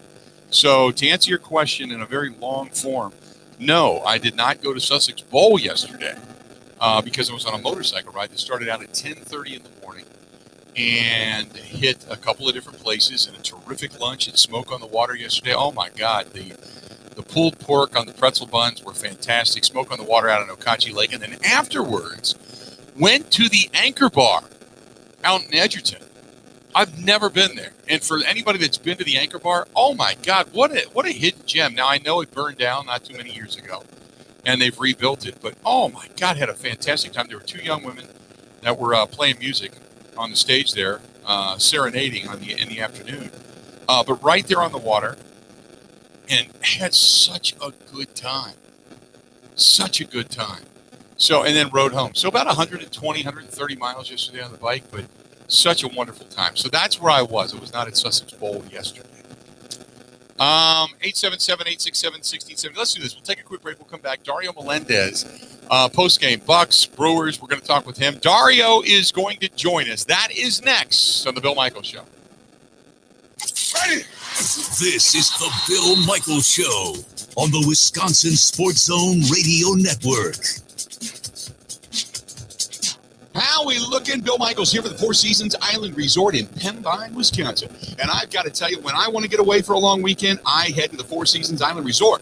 It's Northeast Wisconsin's best-kept secret, and the amenities include a 9-hole golf course, indoor saltwater swimming pool, sauna, whirlpool, tennis courts, basketball, horseshoe pits, volleyball, and when you're hungry, choose from the Boundary Water Sports Bar and Grill, Lily's Ice Cream Parlor, or fine dining in the Diamond Room. How about all of that? All Marinette County ATV and UTV trails are wide open this year. Guided waterfall tours as well. It's tucked into the Seasons Island Resort is located on the Muscano Island, surrounded by the beautiful Menominee River, which divides Wisconsin and the UP of Michigan. An island you can actually drive to. How about that? It's simply gorgeous there. Whether it's a romantic weekend for two, a golf weekend with the boys, or an adventure weekend for the entire family, Four Seasons Island Resort is a place to go. Book your getaway today at thefourseasonswi.com. That's thefourseasonsfourwi.com, and make sure you tell them Bill Michaels sent you.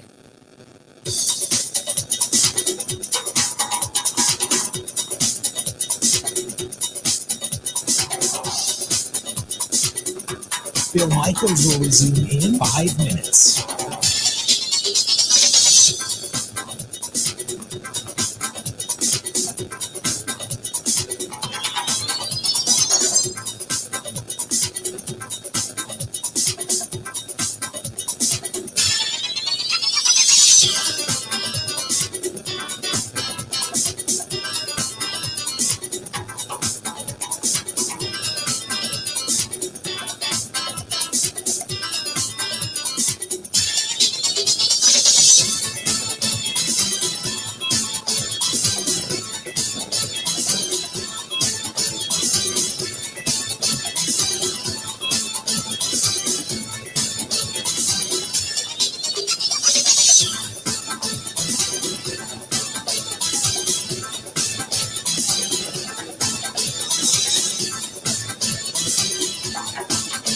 Bill Michaels will resume in 4 minutes.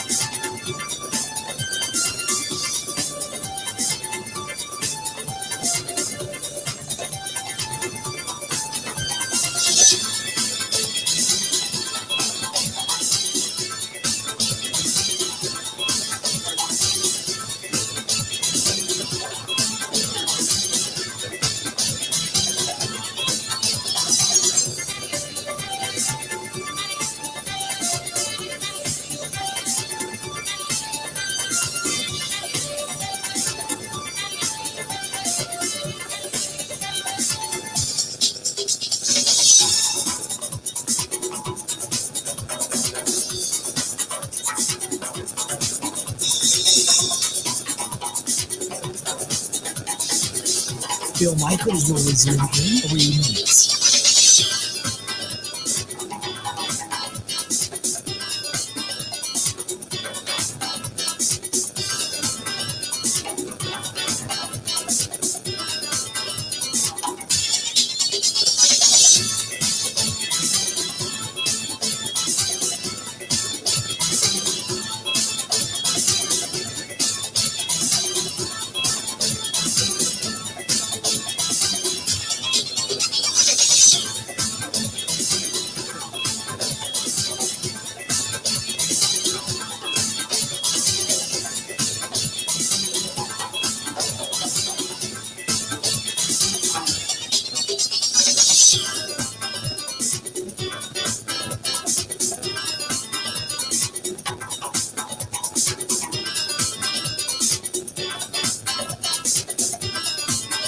Bill Michaels will resume in 2 minutes.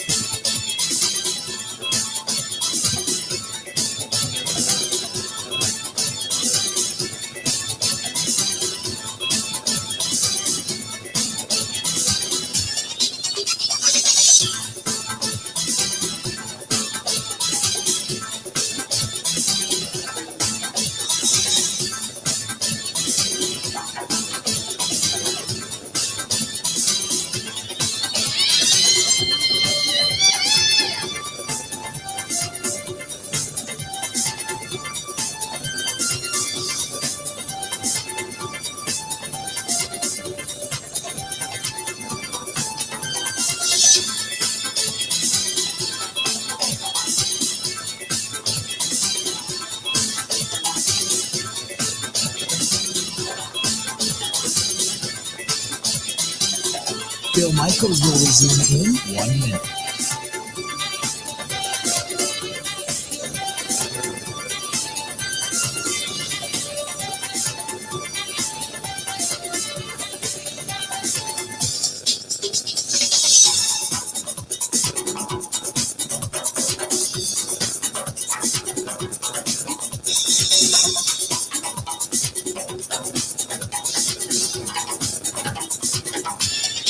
Bill Michaels will resume in 30 seconds.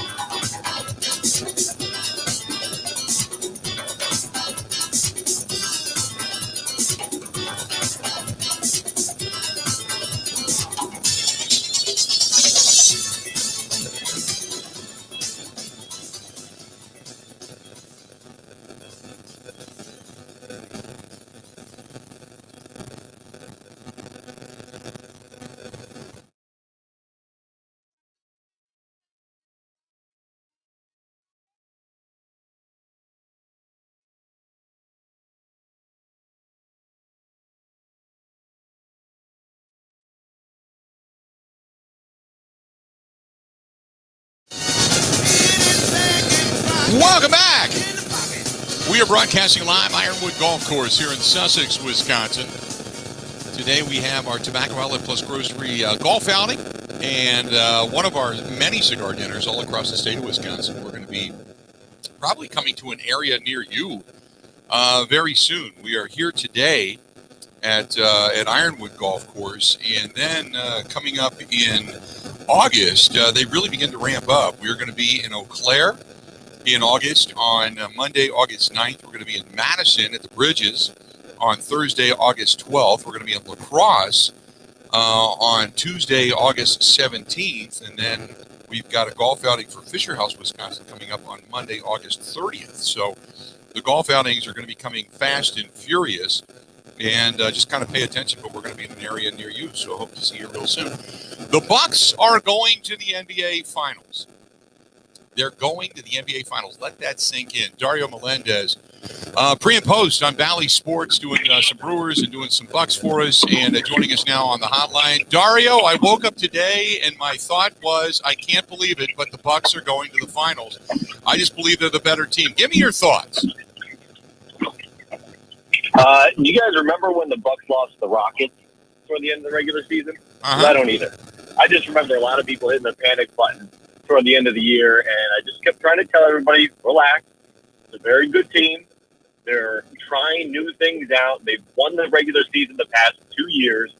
This year, they wanted to experiment with things, maybe even put themselves in bad positions to know what that felt like.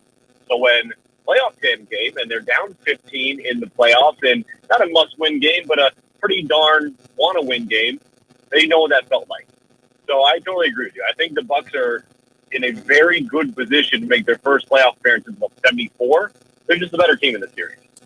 So I look at it this way. I think, first of all, Trae Young, he had an MRI on that ankle, and while it proved to be negative, I think he's still ailing. He's been somewhat limited. He's still a tremendous player. I just think the Bucks, top to bottom, are a more talented team. And the Hawks, they really don't have an answer for Giannis, do they? No, I mean, look, they tried Clint Capella, who's really good. The rookie off the bench, Nkuma, I want to say his name is. To be honest, it's escaping me right now. But to be honest, he's the one that presented the biggest challenge to Giannis, just because he has a lot of length, kind of like a Bam Adebayo. John Collins is a very good defender, but not strong enough. Clint Capella, very good defender, but not quick enough. Yes, there's no answer for Giannis, but there's no answer for Chris Middleton when he's doing what he did in the fourth quarter. I mean, what we saw yesterday in the fourth quarter by Chris Middleton, maybe one of the best fourth quarter playoff performances in the history of the NBA. So outside of Chris Middleton, I like the fact that Lopez showed up the other night. Holiday's given us some points. Tucker's given us dirty minutes. It seems like the role players are doing what they're supposed to do. Could they do things better? Of course they could. But I just think top to bottom, this team, we're even seeing Bryn Forbes. We're seeing other guys play. Bobby Portis is now getting some time in. We're starting to see where all of these role players are starting to kind of feel themselves again a little bit, aren't we? Yeah, and for sure. And look, you have to give a lot of credit to John Horst and Coach Bud. I mean, Horst in the offseason made sure that the bench was going to be as strong, but better complementary pieces to Giannis. Because we saw the past 2 seasons, Coach Bud really loving his bench and trying to go to a huge rotation. It didn't work. So you make the bench a little bit weaker, but you make the players better pieces to fit around Drew and Chris Middleton. And Coach Bud has, in my opinion, been phenomenal. Yes, has he had a couple hiccups? Without a doubt, but he was the best coach in the Miami series. He outcoached Eric Spoelstra, who people think is and regard as one of the best coaches in the NBA. He made Steve Nash look dumb, and he's outworking the Hawks in this one. I mean, the adjustments he's made, sitting Bobby Portis last series, playing in big minutes this series, getting Brook more involved, because Brook, people forget, all-time leading scorer in Nets history. Let that sink in. Brook Lopez, all-time leading scorer in Nets history, and he can still get buckets. You put him on a team without Giannis and without Chris Middleton, he's probably one of the leading scorers on that team. But he knows his role, and when need to, he can dominate the paint. And that's what the Bucks are doing against a team in the Atlanta Hawks that have no answer for him in the paint. The only thing that I have found irritating has been the fact that Capella's been able to leak in and get second chance opportunities. And it seems like at times the Bucks are their own worst enemies when it comes to standing flat-footed. I think that's the only way the Bucks could lose this series, if the Bucks just don't play with the energy, don't play with the same level. Other than that, I just think that the Bucks are a better team top to bottom. Do you see it the same way? Yeah, look, if this was 15, 20 years ago, Clint Capella might be one of the best players in the NBA.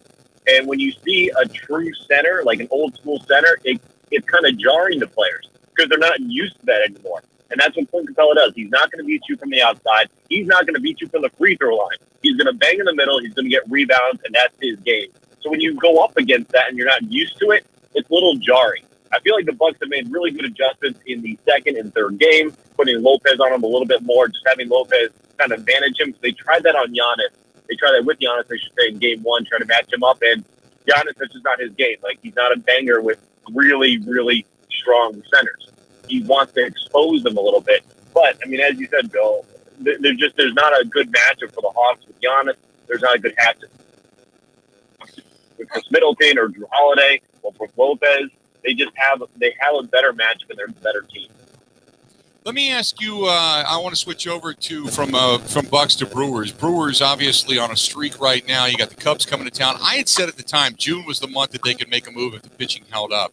And they did. They played a lot of sub-500 teams. They're on the cusp of, I predicted 17 wins. They could possibly get 18 or even 19 wins at this point, depending on what they do with the Cubs. But how big of a believer are you with the Brewers? Because we know the pitching is good, but the hitting has been inconsistent at times. How big of a believer are you as to what they have and offer offensively if they're starting to break out of this?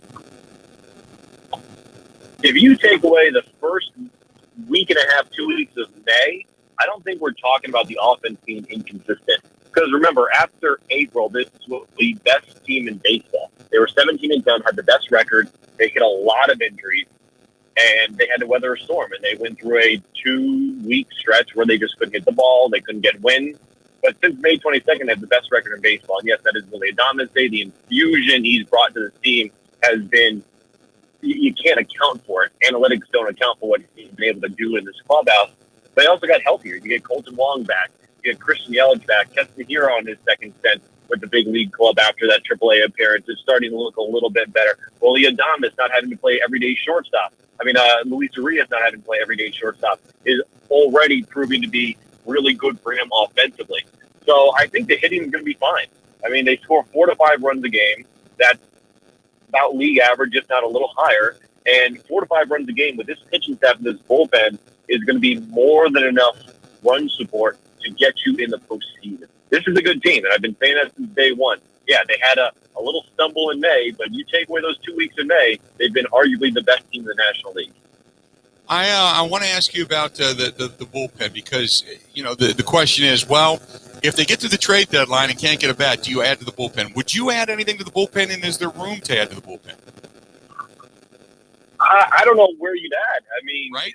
There's a reason they keep trading from the bullpen, right? I mean, it's so many riches in the minor leagues, and I understand people don't look at the Brewers as having a good minor league system. The problem with the prospect system is that guys age out of being prospects. Like Devin Williams was a top prospect, had surgery, aged out of being a prospect. But that doesn't mean he wasn't still in the minor leagues 2 years ago, and look what he turned into. The Brewers have tons of guys like this. Jake Cousins, Miguel Sanchez, who we just saw over the past week. And I mean, they have arms on top in the minors, and then you add Trevor Richards, who has been really good since coming over outside of one hiccup in game one of this Rocky series. Josh Hader, perfect 19 for 19. Devin Williams with the airbender. Brad Boxberger finding the fountain of youth. Like, I don't know where you add. To be honest, if I'm adding anything because they want to go to the 6-man rotation, I might add another starting pitcher just because if you want to go 6-man, you're going to need to have another reliable arm. We see Brett Anderson kind of dealing with some leg issues this year. The guy I would love to see them add, and this is without a doubt a pipe dream, so I'm going to preface that. I would love to see them go after Max Scherzer because, one, it keeps him away from the Cardinals or the Cubs. So you're playing a little defense there. And two, if you go to a 6-man rotation that features Woodruff, Peralta, Burns, and Scherzer, and you move Lauer or Anderson in the bullpen, holy cow, how are teams going to score runs against you? Right. I would love to see that happen. Now, do they need, in your opinion, do you go after a bat that would be, say, a guy over at first or a guy at third? Yeah. I mean, the issue is the first base market's really down. There's not many first basemen that are on the – I mean, maybe Jesus Aguilar. Reunite with him. He's on a one-year deal with the Marlins. The Marlins are taking quickly. Do you want to kind of dip back into that? Well, a guy that I would love to see them get there's two guys, actually. Trevor Story. You would probably have to move Adams to third base, which I think he'd be more than okay doing. You'd probably be able to get Story for nothing because the Rockies gave away Arenado for a washing machine, and he's on a expiring deal. Or Jose Ramirez. Now, I don't know if Cleveland is in the market to deal Jose Ramirez. It seems like they're somewhat in a rebuilding mode, but I believe he still has 3 years left on his contract, and it is team-friendly as heck. Like $8 to $7 million a year for one of the best third basemen in all of baseball. The issue with that is you're going to have to give up a lot to get him. You're going to have to give up some big pieces, maybe even a major league caliber ready farm.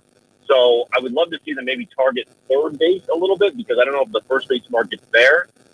That said, I mean, the Brewers are in a pretty good position. David Stearns and Mark Anazio showed that if you're in contention come All-Star break, more than willing to open up the pocketbook and make a move. The Brewers are right there. That was going to be my next question, and then I'll let you go. So you believe the Brewers are right there. I think they're going to have to win the division to get to the postseason because the West is probably going to be the place where both wild cards are going to come out of. So how do they stack up? Let's say they get a Scherzer, or let's say they get one of the two, Trevor Story or Jose Ramirez that you just mentioned. How do they then stack up against the likes of, say, the Giants or the Dodgers? Oh, great. With that pitching staff, I mean, look, they've already taken their series against the Dodgers.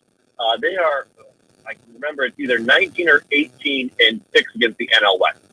I mean, that's the NL West, for some reason, the Brewers just match up very well against. And that includes a sweep of the Padres, winning that Padres season series.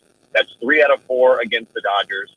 When you have in a series the three arms alone of Peralta, Burns, and Woodruff, you're going to be in contention no matter what. So the Brewers stack up great against anybody. You want to add another bat. I mean, as you said, look, the Brewers have scuffled a little bit early on in the season offensively. So has all of Major League Baseball. But it never hurts to add another bat that can bat 270, 280 and drive in a ton of RBI and hit a ton of home runs. Guys like Trevor Story can do that. A guy like Jose Ramirez can do that. Again, not a lot of first base options out there right now, but it wouldn't surprise me to see them go after another bat and maybe a starting. With what they have right now in the starting rotation, that's probably on the back burner. Dario, great stuff. Appreciate it. I am banking on the fact that the Bucks are going to the NBA Finals, and we've got that kind of excitement back in the city of Milwaukee and the state of Wisconsin. Good stuff, buddy. We'll talk soon. Thanks, Bill. Appreciate it, pal. There you go. Dario Melendez joining us. Been a long time since we've talked to Dario, too, joining us on the hotline, and always good to get him on the program, and we're going to have to do a whole lot more, especially as we effort in deep into this postseason, and I'm talking NBA Finals coming up. I'm convinced. I know there's some of you who have some trepidation. I understand it. We'll discuss it when we come back. More of the Bill Michaels Show coming up next.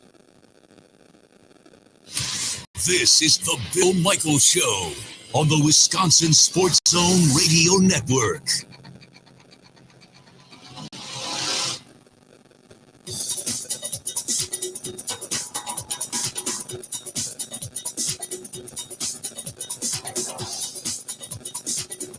Bill Michaels will resume in 3 minutes.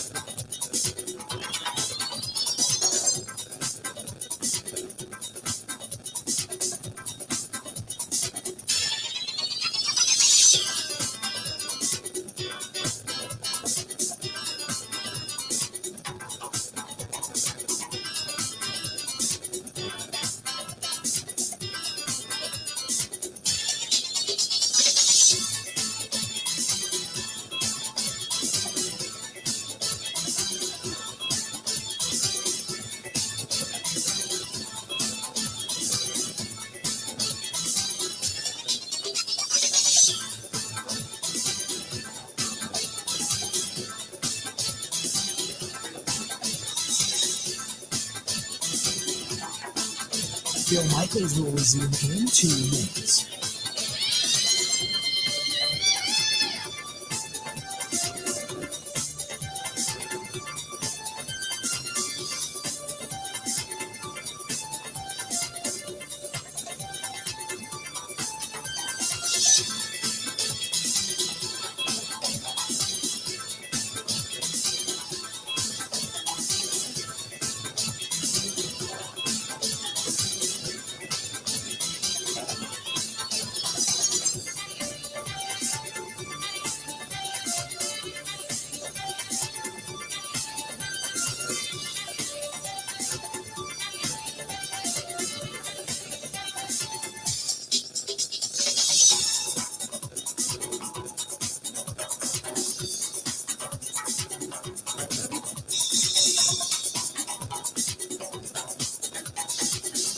Bill Michaels will resume in 1 minute.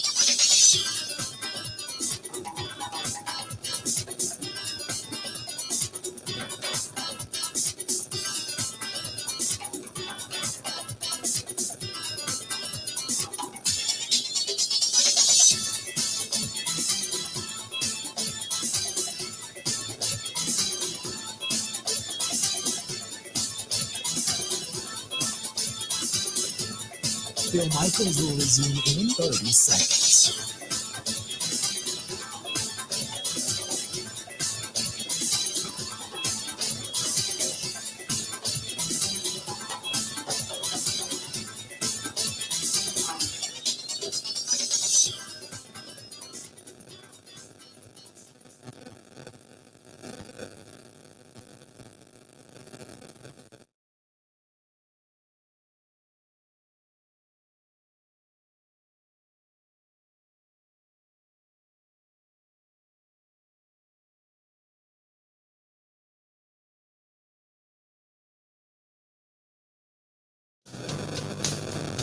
Welcome back to the program, The Bill Michaels Show. We continue on. Hey, we are brought to you by our friends at Bud Light, the official beer sponsor of the Bill Michaels Sports Talk Network. This Wednesday Night Live is back at the Wisconsin State Fair Park, and Wednesday Night Live is always a huge hit. So if you're looking for something to do going into the holiday weekend, man, they've got some terrific music going on at the Wisconsin State Fairgrounds, the Budweiser Pavilion.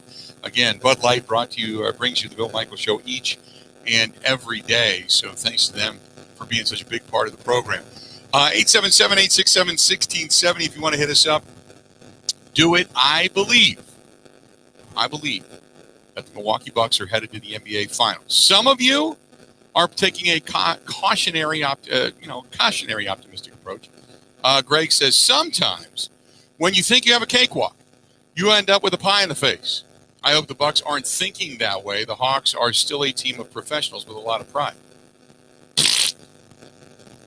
The Hawks are a team of professionals. When you're paid, you're a professional. That doesn't mean you go about your business as a pro. They are a good team. I'm not taking anything away from them. But what I'm saying is, in the reality, the Bucks are a better team. And now their best player is ailing with that ankle injury, who, by the way, it came out negative via MRI. But look, as good as Trae Young is, I just don't think the Hawks are ready to arrive yet. I just don't. I don't think the Hawks are ready to ascend to the top of the mountain. I just think that this is the Bucks' time, and that emphatic. The Hawks played as good as they could possibly play, and they won by 3 in Game 1. They took an absolute beatdown, like out in the street, kick to the curb, in the gutter beatdown on Friday night, and then on Sunday they played well. But the Bucks just kind of stood flat-footed like a drunk puncher who got into the ring after celebrating their biggest victory and went, okay, I'm going to hit you a couple times. You're not going down. And then the Bucks got tagged a little bit, and they went, oh, wait a minute. Okay, now we'll start playing. And then Chris Middleton went on. And they walk away with a big win last night. So Bucks winning by 11, 113-102. And most of that damage being done in the fourth quarter. And most of that damage being done by one player in Chris Middleton. The Bucks are going to the NBA Finals. I believe it. The Bucks are going to the NBA Finals. Do you believe it? We're going to hear from inside the Bucks locker room from last night when we come back after the top of the hour. But do you believe it? This is a great time. Get rid of all the consternation about Aaron Rodgers for a minute. Although I will say, in a Bleacher Report article and then talking with CBS, I guess, Devontae Adams said he plans on being in Green Bay, but plans could change. Now, we'll wait and see. I don't think it means that if Aaron Rodgers doesn't come back, he's not coming back. What I think it means is if they don't have enough money to sign me, I could go somewhere else, because the expectation is that he could get upwards of $20 million plus, depending on what he wants per year. There's only a few teams that could pay him that level of money on the open market. Okay? I don't think you're going to do that for an extended period of time, maybe more guaranteed money than anything. But anyway, I digress. With everything going on in our state, it's a good time to be a Wisconsinite, isn't it? It's a good time to be a fan of the Packers, the Brewers, the Bucks, and the Badgers. Football is back. Maximum capacity is back. Signees are coming in to UW-Madison. I'm excited. It's a good damn time. Stay tuned. We got more of the Bill Michaels Show. It's coming up. It's coming up right after this.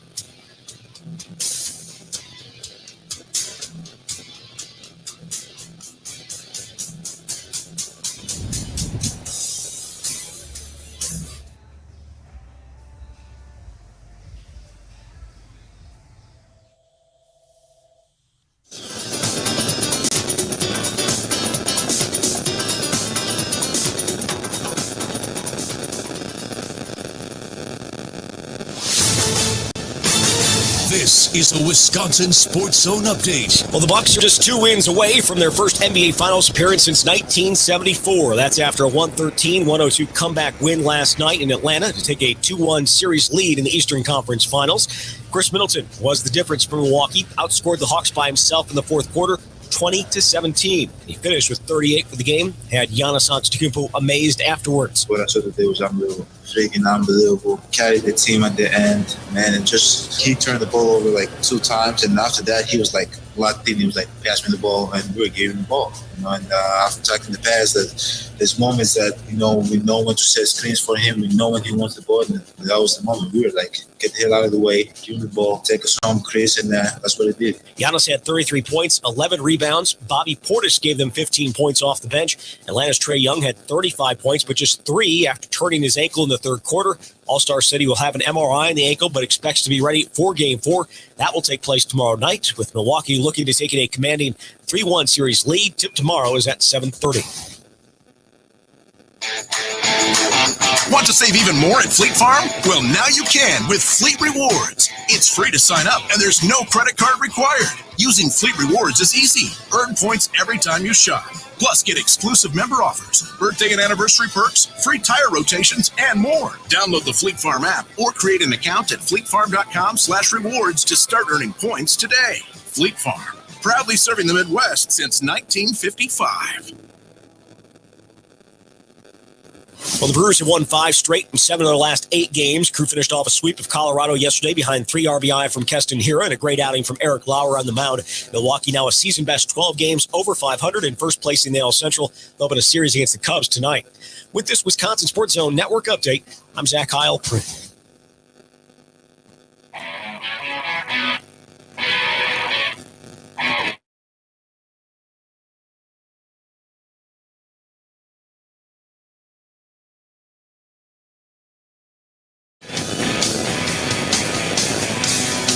Here's a question for you. I think this is solid. This was just posed to me, and I wanted to ask you this.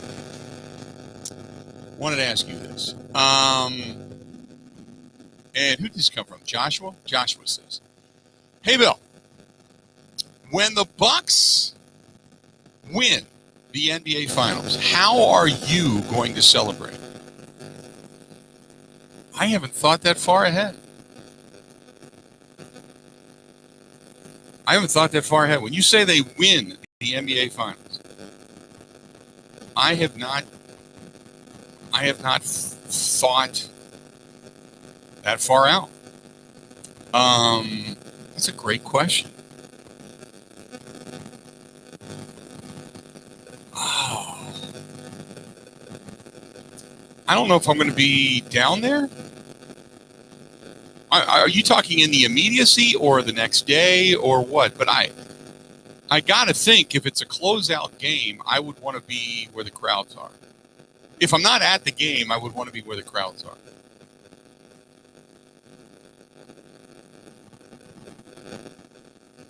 So that's a great question. I got to think about that. I have to mull that one over. 877-867-1670, 877-867-1670. Hit us up.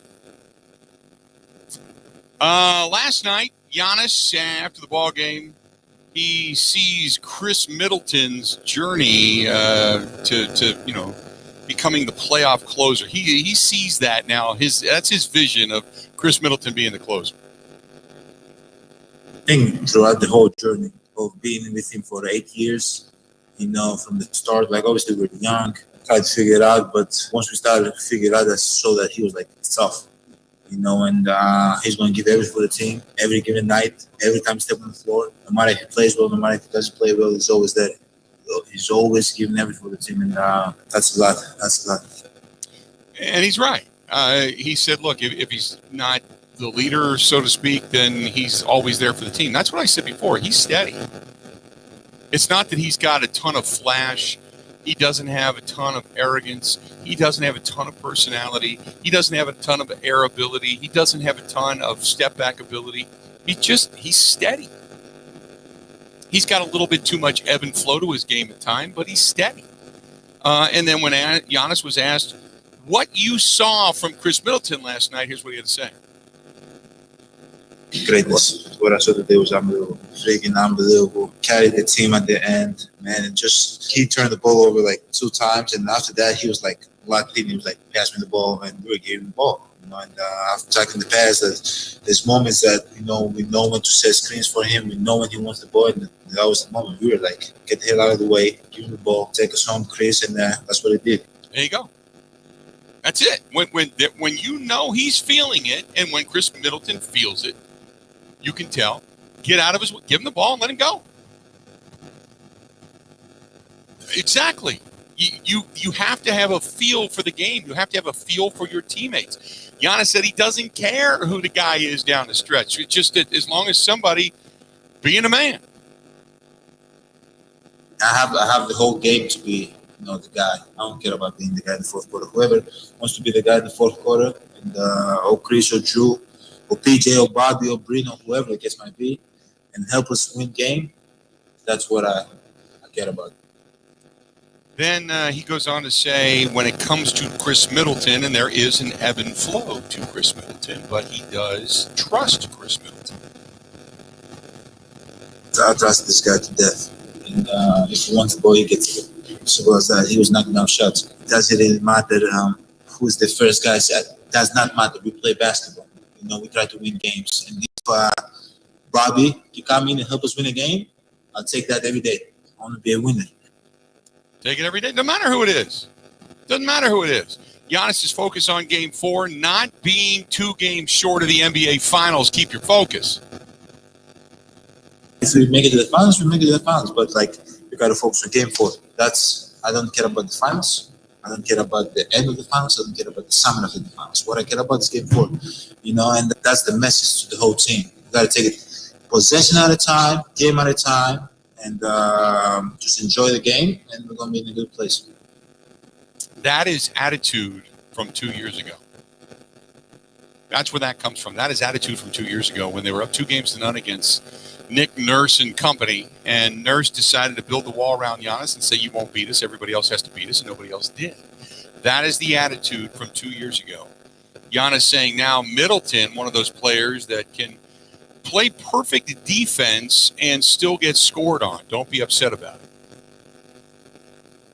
Because he's one of those players that you play great defense and you're right there and you're like, okay, I got him. He can't go nowhere.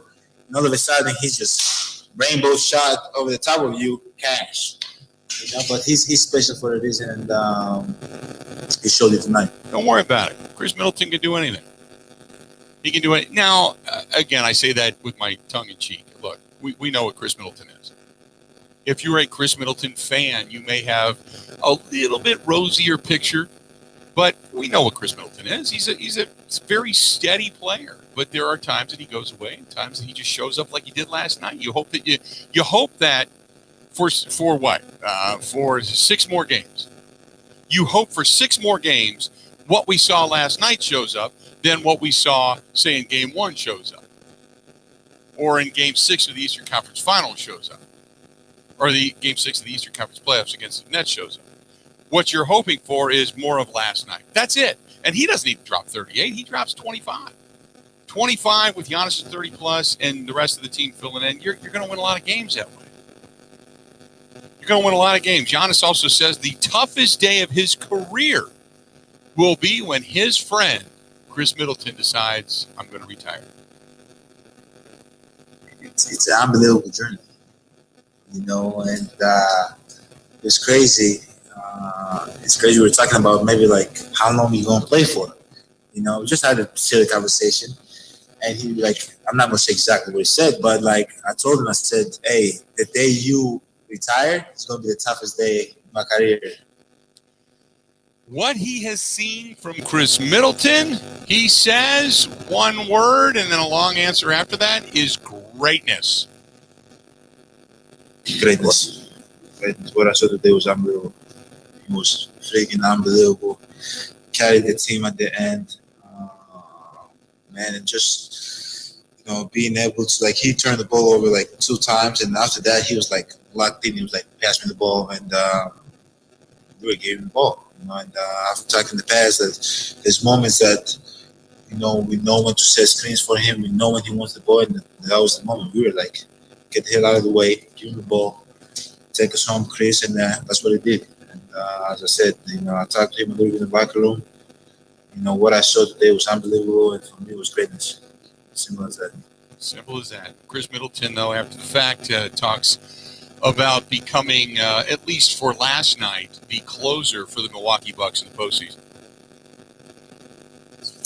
It feels good. I would say that. I mean, I think where our team is so unselfish. If anybody has it going, that ball goes to them. Some games it's me, some games it's Giannis, some games it's Drew.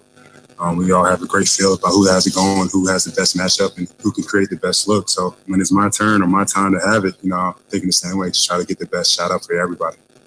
And Middleton, a recurring theme. We heard Giannis talk about it, but not thinking about being 2 wins away from the finals after a couple of years ago when they came up short. It's just one game at a time. I really don't think about, the past or that Toronto series too much. We have a whole new team. I feel like I've gotten better personally. Our team has gotten better all around. Like I said, more experience. So we're just taking it one game at a time. We're not thinking about 2 games away from the finals like you guys keep saying. We're just thinking about the next game, trying to get this next one here before we go back home. Middleton also, one of the things that he alluded to was, you get it. You got celebrities in the house and stars and such are coming out, and more people are discovering the NBA playoffs and wanting to sit courtside and be seen again. But he's not thinking about the size of the stage they're playing on right now. Nah, I don't think about the stage at all when we're playing. I just try to, stay in the moment, stay in the possession, not worry about, the playoffs or a regular season or a must win or just a preseason game. I try to play everything out the same way. Also, Chris Middleton, proud of himself, no matter what. I'm proud of myself, no matter what. Second round pick. Working my way into rotation after I got traded. To me, that's a win. So every time I'm out there, I play with pride. Doesn't matter if I play well or play bad. I know I'll give him my all out there. That's what I'm most proud about. And Chris Middleton, the one thing that he said when it comes to his game and pretty much the way he is, and this is something that he does take to heart. It's not flash over substance. It's not personality of pomposity. He just said, look, you got to stay even keeled in this game. During the postseason, we realize that each game is a different game, and each game matters. You can't look ahead or look behind. You have to move on, even in possession. So that's all. I try to talk to the guys on the bench during timeouts and during the games. Just mistake happens, stay with it. We always say, don't never too high, never too low. So there you go. That's Giannis and Middleton after the game last night. Excited about. Obviously the win, and both guys, when asked specifically about the finals, very much said, look, it's not about the finals, it's about winning the next game. They have a realization as to what happened to them a couple of years ago, and I don't think they're going to come down off of that horse to suddenly start drinking the nectar of victory. I think right now you have to focus on the fact that a couple of years ago you were up and the whole world picked you to win the title. And you got beat down. That's why I feel that this team's already in the NBA Finals, because it is going to be the learning process. of what they went through a couple of years ago, the understanding you cannot repeat that. Also, the understanding is that you can get knocked out of this thing really quick if you don't value the possession and you don't value where you're at. And I think they have a different appreciation for where they're at. So I'm saying the Bucks, this is it. They won last night. They could win again tomorrow night. Even if they don't, I think they're still going to win the series. I think the Bucks are destined now. I woke up today with the sense that the Milwaukee Bucks are heading to the NBA Finals. And I firmly believe that. 877-867-1670, 877-867-1670. Listen, we got some terrific people that take us all over. Our friends at Cunis RV, they are great people, and they not only take us, so to speak, figuratively, but literally. They are the fastest growing RV dealer in the state and beyond the borders. And if you're travel and camping and all that kind of stuff, if you want to do a motorhome, a fifth wheel, a camper van, travel trailer, Cunis RV, they have you covered. Forest River, Gulfstream, Nexus, which is what we have, Winnebago, Coachman, Dutchman, whatever it happens to be, they've got it. They carry them in many different locations, 9 locations in Wisconsin, one of them across the border in Illinois. Go to Cunis, Kunes, CunisRV.com. And the best part about it is they're knowledgeable, and you walk into any one of I was down at their store in Elkhorn over the weekend. Oh, my God, it was packed. People everywhere. Stimulus checks are going into RVs and campers and all that kind of stuff. People that are working that still want to do a little social distancing, doing it with their family. They're getting away. They're going to the woods. They're going to campgrounds. They're going all over. They want to be able to travel. They want to be able to do it in style, or they just want to be able to do it minimalistically. Whatever it may be, Cunis RV offering top dollar in trade-ins and consignments, and they're giving you the best opportunity for a lot of these new and used vehicles if you're just out looking for the very first time. I'm telling you, get a hold of our friends at Cunis RV. Go to KUNESRV.com, CunisRV.com. They have been growing. Their buying power has been larger. Their margins have been less, and they've got more to sell than anybody. And I highly, highly, highly recommend their sales and service departments because they're just good people. Richie especially, down in Elkhorn, just a very knowledgeable guy. But go to CunisRV.com, Kunes, CunisRV.com. That is CunisRV.com, and see for yourself what I'm talking about. We're going to step away, take a quick break. When we come back, something for you, something to kind of nosh on, because there is another.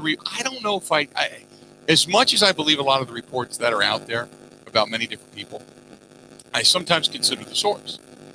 And this source, while very much a national source, I always take with a little grain of salt. I'll tell you what was said regarding Aaron Rodgers, and why. Next on the Bill Michaels Show. Covering Wisconsin sports like a blanket, this is the Bill Michaels Show on the Wisconsin Sports Zone Radio Network.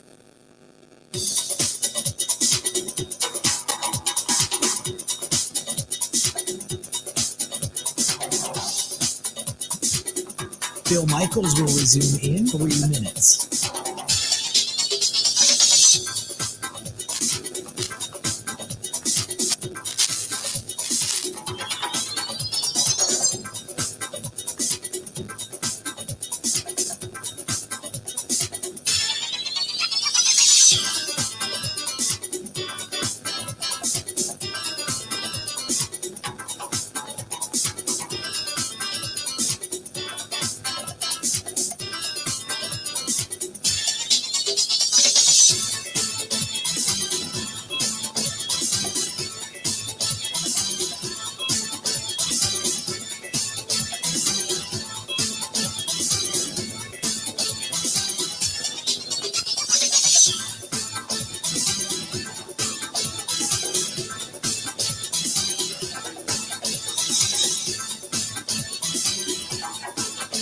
Bill Michaels will resume in 2 minutes.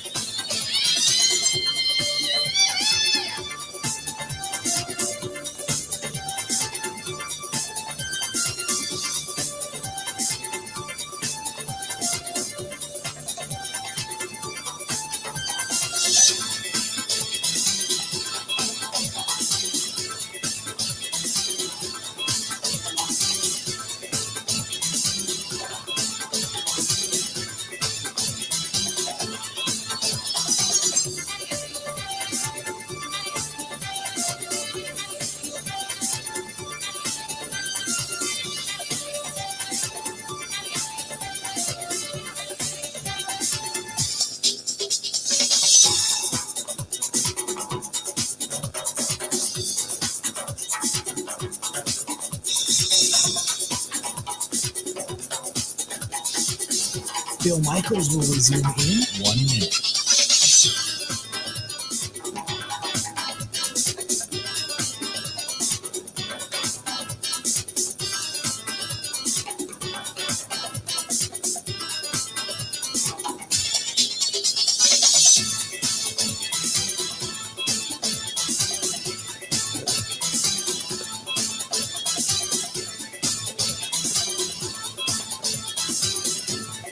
Bill Michaels will resume in 30 seconds.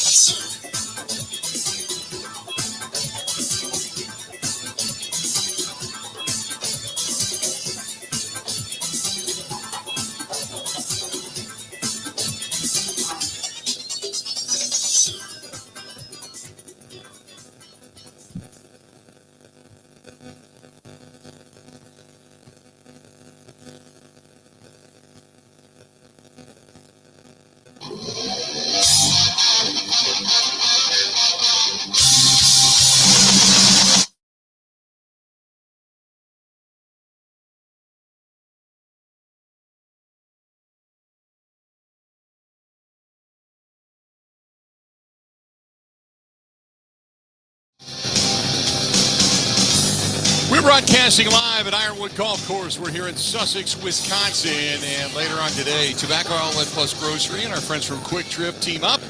And we have our cigar dinner / golf outing. So that's coming up probably, I should say probably. It's coming up about an hour and a half from right now. So for those of you that are on your way out here, or maybe you're here already, enjoy the day. I'll be down there in just a little bit.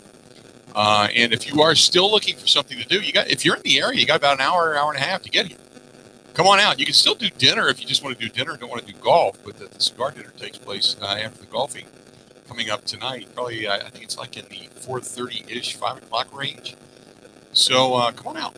Come on out and say hello and enjoy the day. And the skies have pretty much lightened up. I know we've had scattered showers on and off throughout the day, but for the most part, it has been... it's been rather pleasant. It's a nice day today. Warm, a little bit of a breeze, not overly sunny or hot. So yeah, this is the kind of weather, and the courses from the rains we've had has been soft. So this is the kind of day you look forward to, for God's sakes. Come on out and enjoy yourself. Play yourself around the golf today and get a couple of cigars along the way. And just take it easy. Just take it easy. Come on out and enjoy it. This portion of the program brought to you by our friends at Pella Windows and Doors. And, it's here, the warmer weather. Even though we have had some more inclement weather, the warmer weather is here. But eventually, now that we're past the summer solstice, if you will, we're going to start closing in on days getting a little bit shorter. And I hate it. I absolutely I'm not a fan of winter. I like snow at Christmas time, but we know the cold weather is going to be here sooner than we really want it to be here. Time to upgrade your Pella Windows and Doors right now. Or time to upgrade with Pella Windows and Doors. Excuse me, right now. Choose 6 years. You get your choice. 6 years, no interest financing, or 40% off installation. Either way. So whatever benefits you the most, you can do right here, right now. And but they're more than just a pair of good offers. It's the way Pella Windows and Doors works. Okay, they have incredible innovation. They add the highest value and the highest quality to your home. They're the most preferred windows by you, the consumer, as in Consumer Reports. And put it this way, they have all different sizes, all different shapes, all custom fit, all different lines, different colors, different hardware, whatever it happens to be. You can pretty much pick it out to the specifics of your wants, taste, needs, and home. And all you got to do is order by June 30th. You get your choice. Whatever benefits you more. You can go with 6 years, no interest financing, or 40% off installation. Either way, whatever benefits you more, you can set up your free consultation today. Go to Pella, P-E-L-L-A, Pella, WI.com/radio. That's Pella, WI.com/radio. Or call them 855-PELLA-WI. That's 855-PELLA-WI. And see everything that they have to offer. So,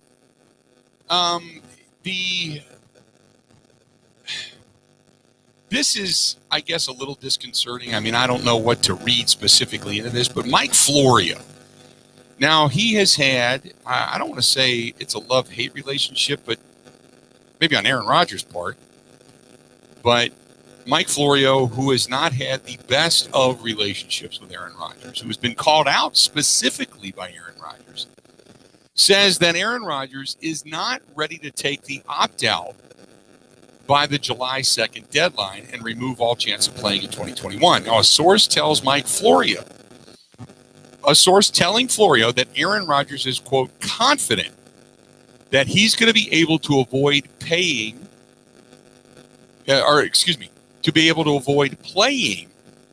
without having to pay any money back to the Packers. He explains that Rodgers could retire before training camp, citing just general wear and tear as a football injury, and then unretire in 2022 after a year away to, quote, rejuvenate. And in that situation, Green Bay might still be on the hook for his $6.8 million roster bonus.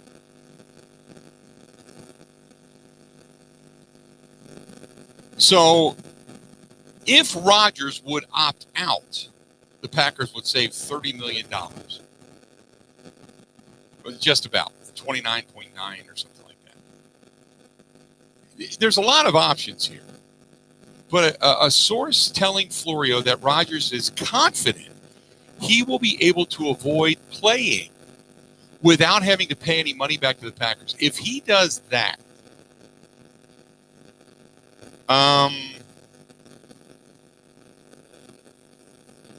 that is just that's more vendetta and vindictive. I cannot imagine Aaron Rodgers doing that. I just can't.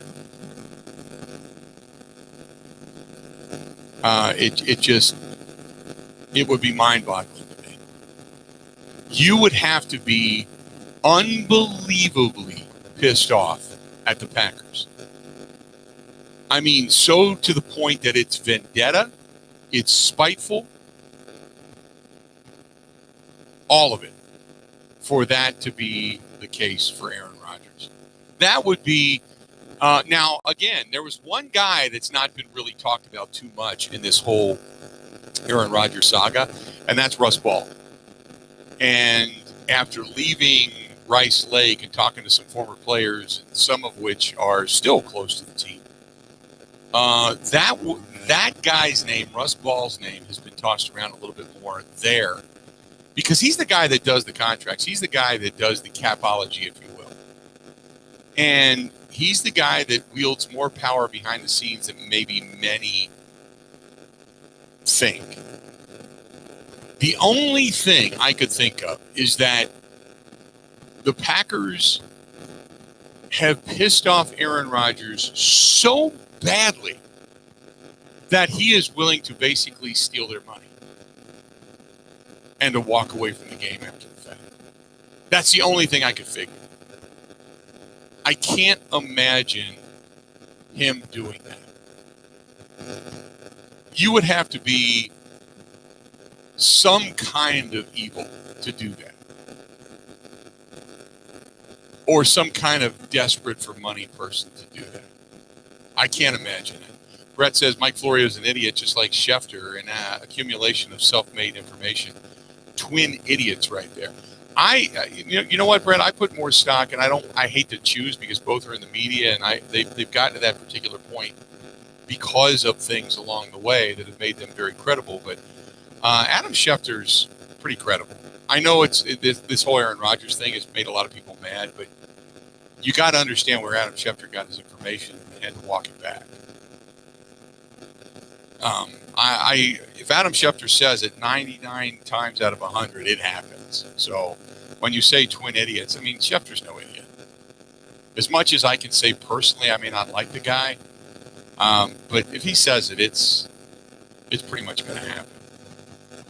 You know, on some of this breaking news that he brings us, you know, because of the sources that he has. But now, if he gives you speculation, well, you know, of what could happen or what have you, yeah, I think he speculates like everybody else. But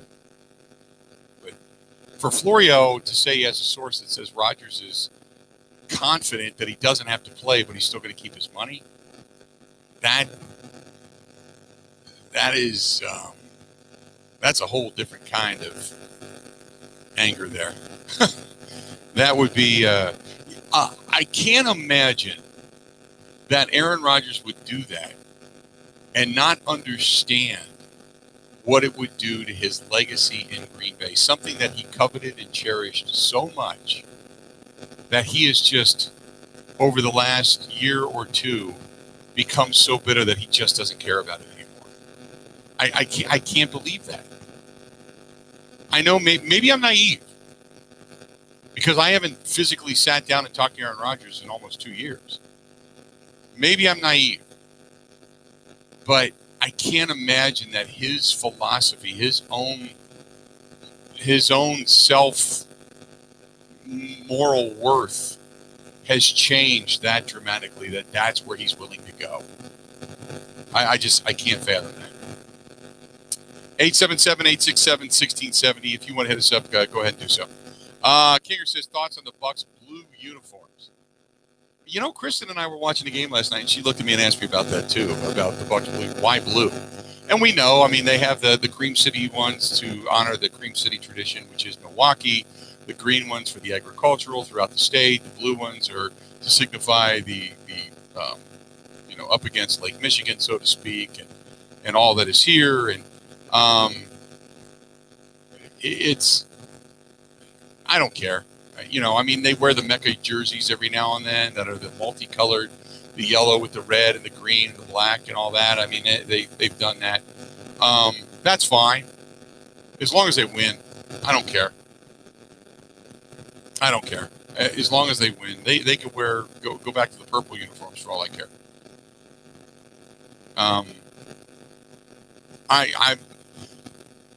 It's really weird because when you watch the NBA today, if I threw random teams out there and just gave you the uniforms without the names on the backs or the name of the city or the state or what have you on the front or the logo on the front, would you know anymore what they are? Like the Celtics, white with green piping, that's the Celtics. The Lakers, gold, purple, that's the Lakers. You know those uniforms. For the most part, you can't tell anybody anymore. Black, all black with white lettering. You don't know if it's San Antonio. You don't know if it's Brooklyn. You don't know. You don't know. Right? I mean, the Bulls, red with white and black. White numbers, black outline. That's the Bulls. You're pretty confident. More of a traditionalist team. You know what the Knicks are. You know the blue with the orange, with the white. You know that. That's the Knicks. That doesn't change a whole lot. But the rest of it, remember when Utah Jazz were the purple and white? Bucks were purple, green, and white. You knew what the Clippers were. They were red, white, and blue. Sixers the same, red, white, and blue. But now, I mean, you don't know. There's a few teams that are going to remain very staunch to their tradition, and they buck that a little bit with a little bit of change, and maybe a throwback here or there. But for the most part, the traditionalists, they stay the same. But we are in an era now where it is not about the tradition. It is not about the city. It is not about the culture. It is not about any of that, what you grew up on. It is about the dollar. It is about marketability. That's it. That's what it's about. So, and that tells you, in all honesty, if there's one thing to gain from that, as far as the knowledge goes out of marketing, they don't give a damn about the city or that it represents. What they care about is the name on the back of the jersey and the marketability of the merchandise. That's it. I do like the fact that the Bucs have tried to remain and tried to explain the alternative jerseys. They're true to the Mecca. They stay with the Cream City. I get that. I appreciate that. But a lot of these teams, they don't care. They don't care about the tradition. They don't care about the city. They don't care about the fan base they represent. What they care about is the name on the back and the marketability that they have. And that's it. And that's what the NBA is taught. The NBA doesn't pit anymore franchise versus franchise. It pits star versus star. That's the way it is. That's the way it is. 877-867-1670, 877-867-1670. if you want to track us down, we are broadcasting live at Ironwood Golf Course. We are in Sussex, Wisconsin. A tremendous place, a lot of fun. Got the Tobacco Outlet plus Grocery Golf Outing and Cigar Dinner coming up a little bit later on the night. Stay tuned. We got more of the Bill Michaels Show, which is next. Covering Wisconsin sports like a blanket. This is the Bill Michaels Show on the Wisconsin Radio Network.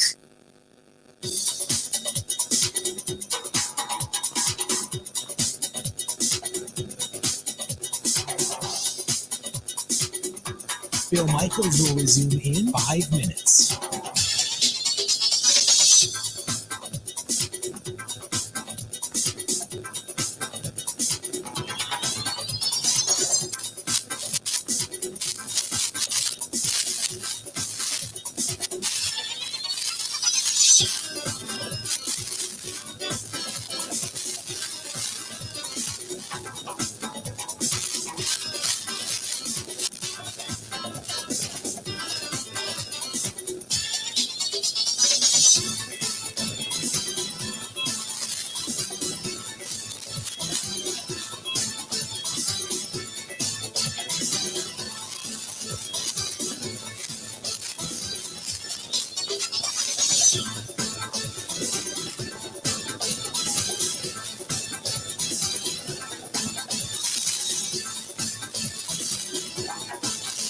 Bill Michaels will resume in 4 minutes.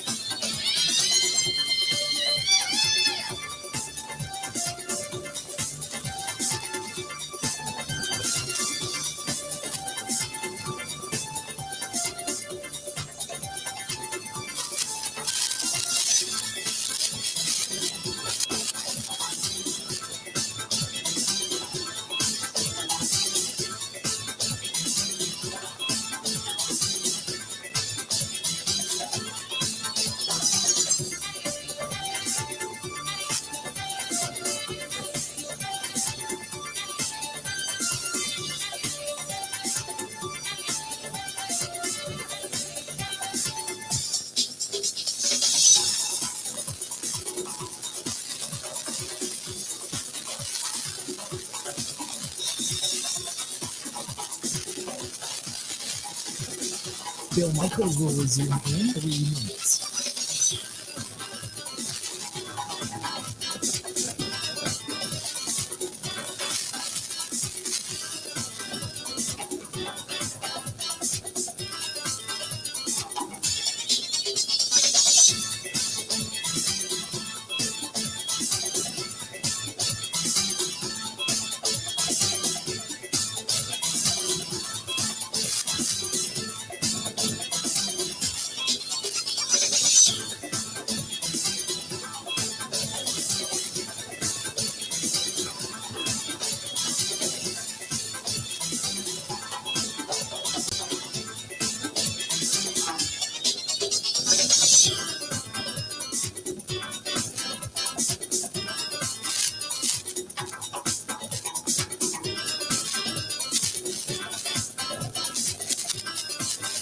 Bill Michaels will resume in 2 minutes.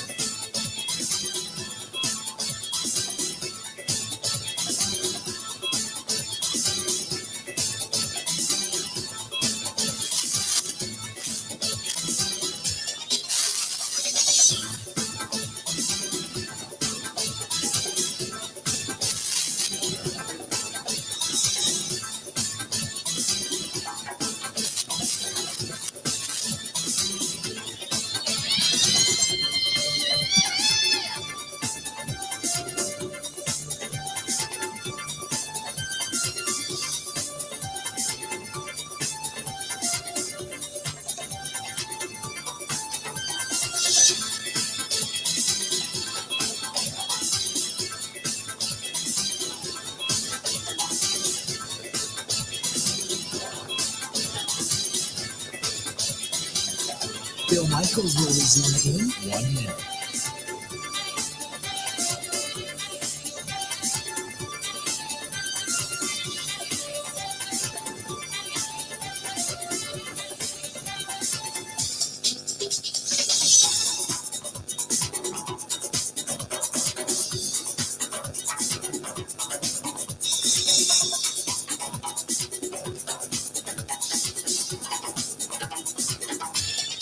Bill Michaels will resume in 30 seconds.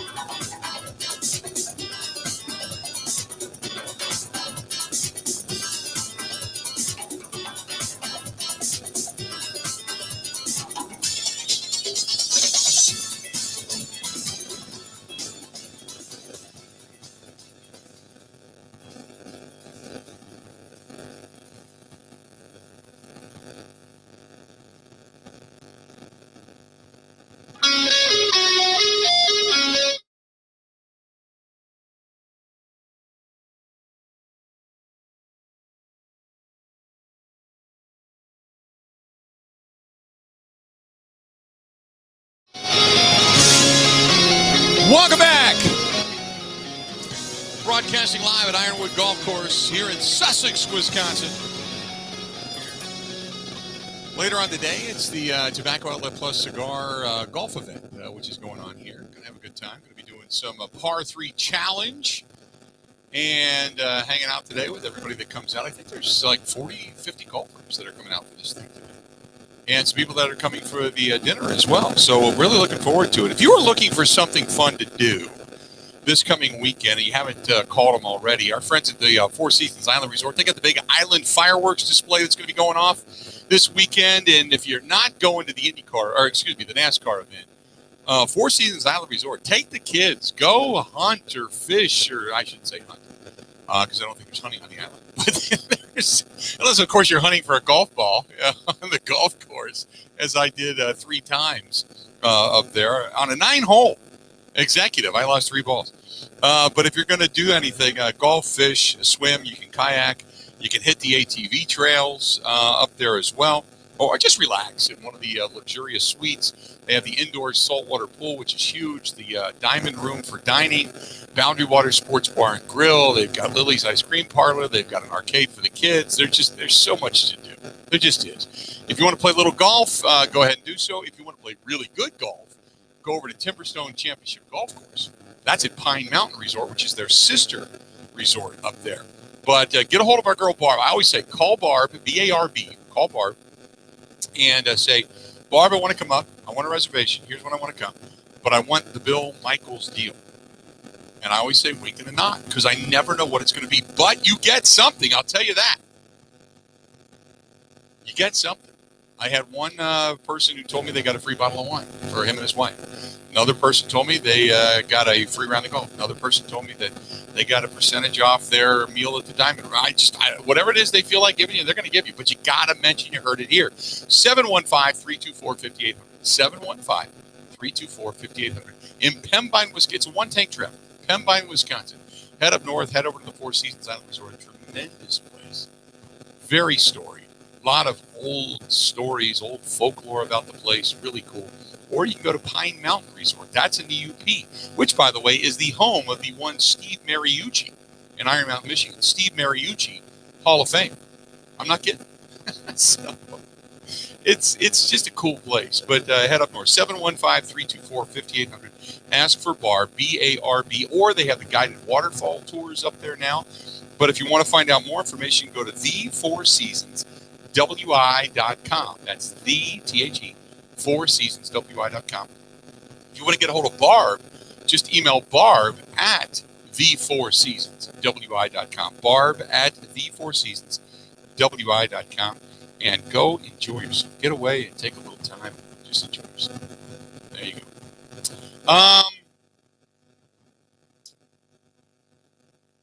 John says last week the Bill Michaels special got you a year's supply of rice. Do they have like a special on? Did it come with soy sauce? That's what I want to know. And yeah, you're right. If you're going to be hunting golf balls, well, you don't need a shotgun for that. I'll tell you that right now. I did. When I played up there with Kristen and I, Kristen's first time ever, and we've already talked about this, so I don't want to go on too long, but played up there. I ended up losing, I think.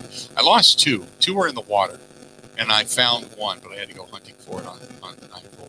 So I wasn't having a great golf game. I've got a bad shoulder, and I'm not having a great year this year, as of right now. Jerry says, hey, Unit, I'm with you on the Bucks. Been a long fan, 45 years to be exact, for the great Don Nelson teams. This might be our year. I'm imagining a parade in downtown Milwaukee. Wouldn't that be great? It has been it's been so long since there's been a parade in downtown Milwaukee. For anything, for that matter. I mean, we don't even have a Christmas parade anymore. The Christmas parade went by the wayside in Milwaukee. Can you believe that? Can you believe that crap? They don't even have a Christmas parade in Milwaukee anymore. That used to be a big event. I mean, it would bring tens of thousands of people out along the street lines. And they don't even have a Christmas parade anymore. Can you imagine what it would be like downtown? We don't have a Christmas parade. They have a St. Patrick's Day parade, but they didn't have one last year because the leprechauns were all virtual. But what it would be like if, before any other parade returned, it would finally be a championship parade on a hot July night in downtown Milwaukee. That'd be fantastic, wouldn't it? It'd be awesome. 877-867-1670. 877-867-1670. This one's from Anthony, who writes, hey, Unit, I think the key to this is Giannis and Middleton both having big games. Drew Holiday kicking in. But the X factor the other night was Brook Lopez. When Brook Lopez starts hitting from the outside, he really relaxes the defense and allows Giannis to be the man on the inside, Middleton on the outside. I feel confident in this team. It seems like they're getting better as the postseason is going on. Thoughts? I don't know about better. I think if you want to say more confident, or maybe, and I said this at the end of the season, I said that this team is learning how to win. And I said that when you started to look at some of the games down the stretch in the regular season. This team seems to be learning how to win. And I know that sounds stupid for a team that's had the most wins in the NBA the last 2 years. But there's a difference in just beating up on bad teams in the regular season and learning how to win against good teams when it starts to matter. And when they were trying to fight for position down the stretch, and they were starting to feel it a little bit, and that was before, look, it was just, numerically, there was no hope of moving up. It felt like they were learning how to win close games and come back and win some of those close games. Now, granted, they did get a little stupid in the series against the Brooklyn Nets. And had Brooklyn not lost Kyrie and not lost James Harden for an extended period of time, maybe that series might have turned out different. But I just, they're a better team than the Hawks. And they're better overall this season. And it's just a team that I feel like has more belief in themselves coming down the stretch. I can't put my finger on it. Sometimes you look at a team and you went, nah, they don't have it. That's not it. And then you look at a team and you go, you know what? I think they got it. And I'm looking at the Bucks, and as much faith as I had in them in Game 1, what I expected in Game 1 and what I bet on in Game 1, they gave me in Game 2. I was right with my bet. I was just a day late, and therefore it cost me money, of course. But I was right with my instinct. I was wrong with the date, because this team looks like they're now that team. They just beating the hell out of the Hawks in Game 2, and then coming back and winning that game last night. They're now that team. I believe that. Doesn't mean that what this team cannot do is take the foot off the gas pedal. Can't do it. But I believe that this team can win, and can win with that level of consistency. And they're starting to feel it.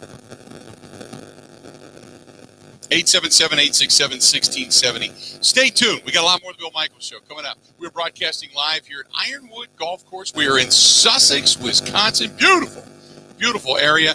Come on by and say hello. Our friends at Quick Trip are all here. They're outside getting some of the golfers ready as they will tee off here in about an hour and 10 minutes. Stay tuned. We got more of the Bill Michaels Show. It's coming up after this. Ready?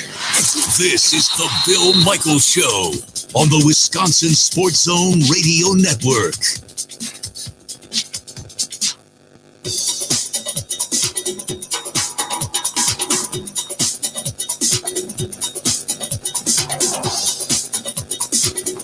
Bill Michaels will resume in 3 minutes.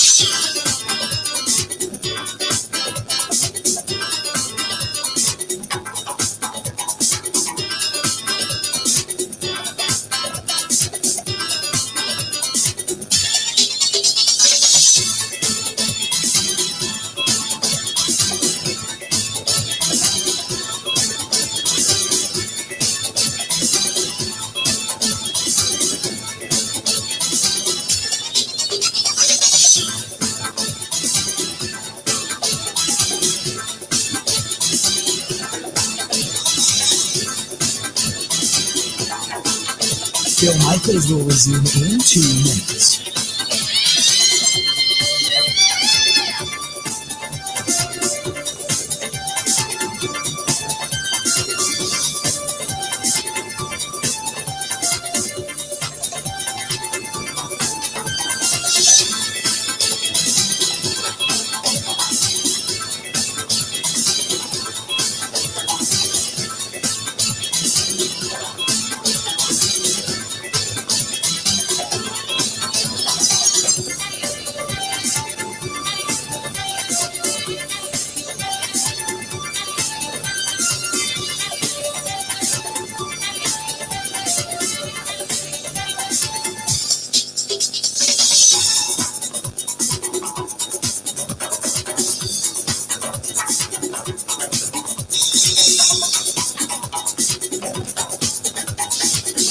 Bill Michaels will resume in 1 minute.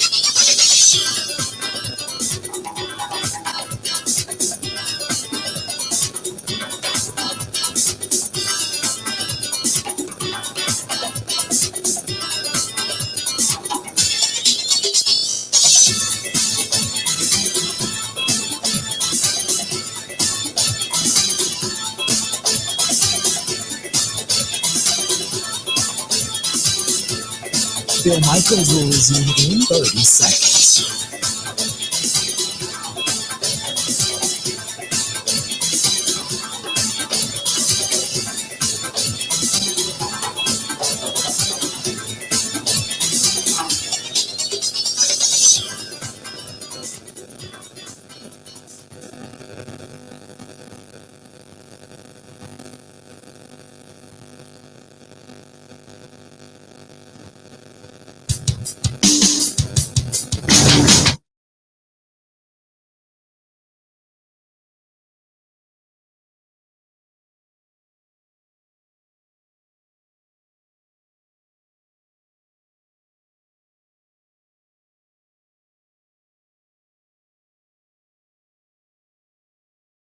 This year, they wanted to experiment with things, maybe even put themselves in bad positions to know what that felt like.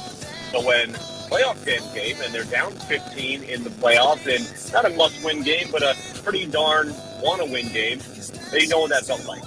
So I totally agree with you. I think the Bucks are in a very good position to make their first playoff appearance since 74. They're just a better team in this series.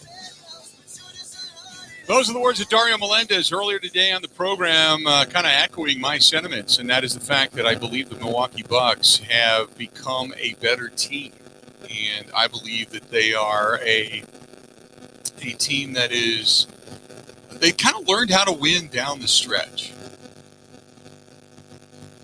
I really believe that. They kind of relearned how to win down the stretch.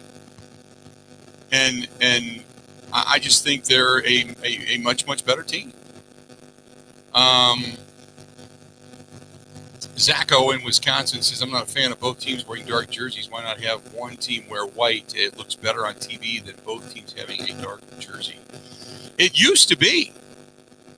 It used to be where the home team was in whatever color they chose, whether it was white or the dark color. Usually it was the light color or the dark color, their actual colors. And then the visiting team always wore the white jersey with whatever piping it is they have, and it's just not that way anymore. Jeff says, when I wrote today, I said, I woke up today and thought, for the first time in a long time, The Milwaukee Bucks are going to the NBA Finals. And I wrote that over on Twitter. And Jeff says, oh, my God, you just jinxed us. I believe I am superstitious. I didn't say they won a championship. I said they're going to the NBA Finals. I think because of... Now, again, the only preface to that is if there is a significant injury to Giannis, Middleton, Drew Holiday, something to that effect, I believe that can derail things. But as it stands right now, they're the better team. They just are.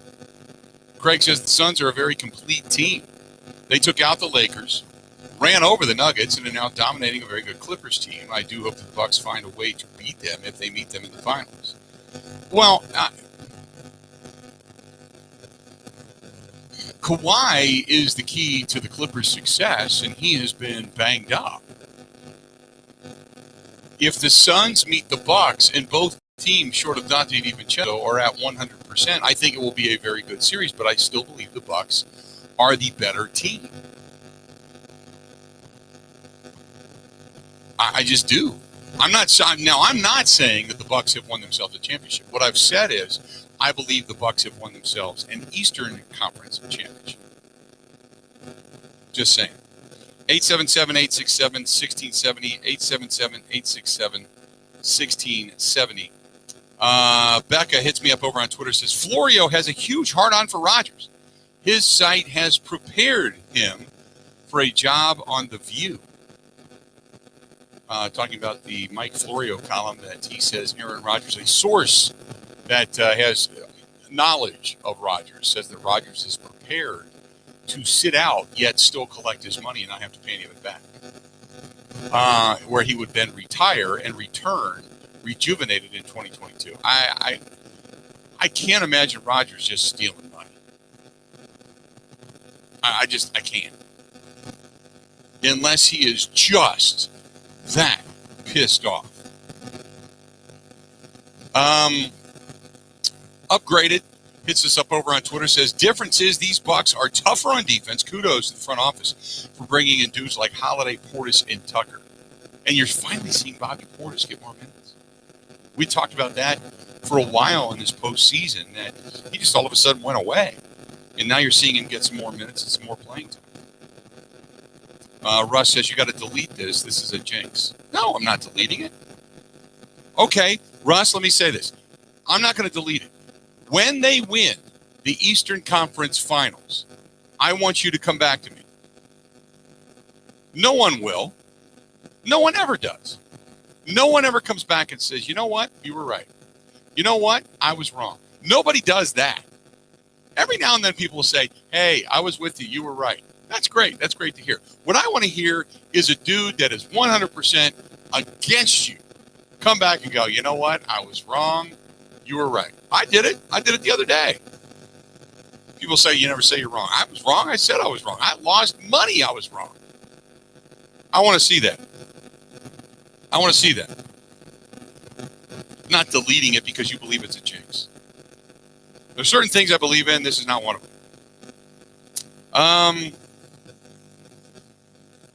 Let's see here. This is from Jason. Jason says, I believe you, and I am with you.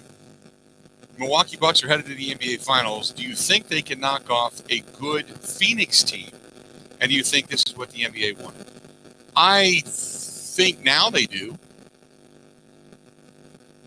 I believe now they do. I mean, look, in the beginning, no, it's not what they wanted. Of course not. Right?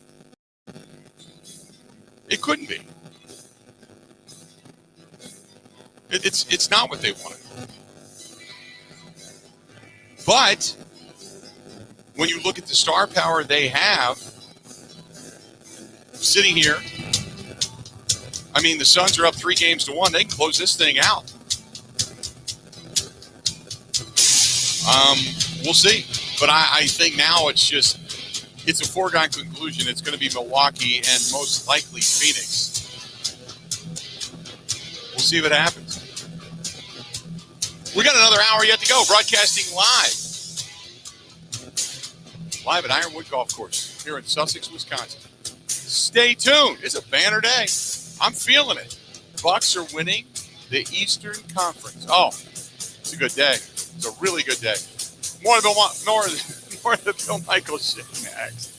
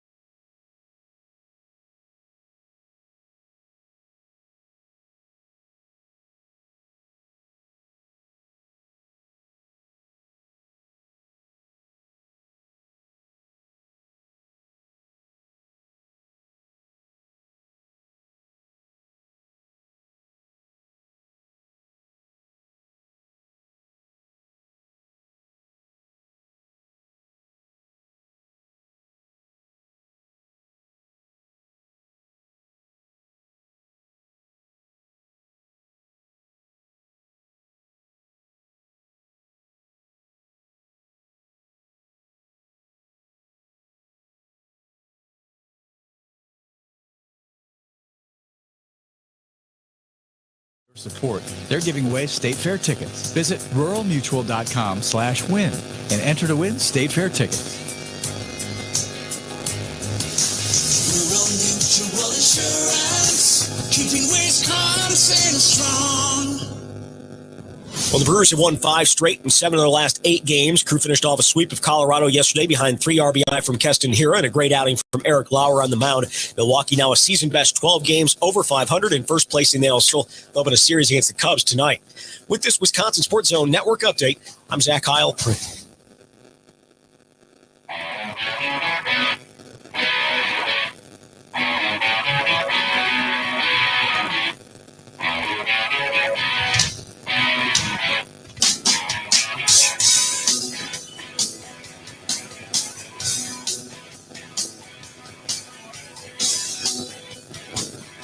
Welcome back. Final hour of the Bill Michaels Show, and good to hear you. Good to have you on board.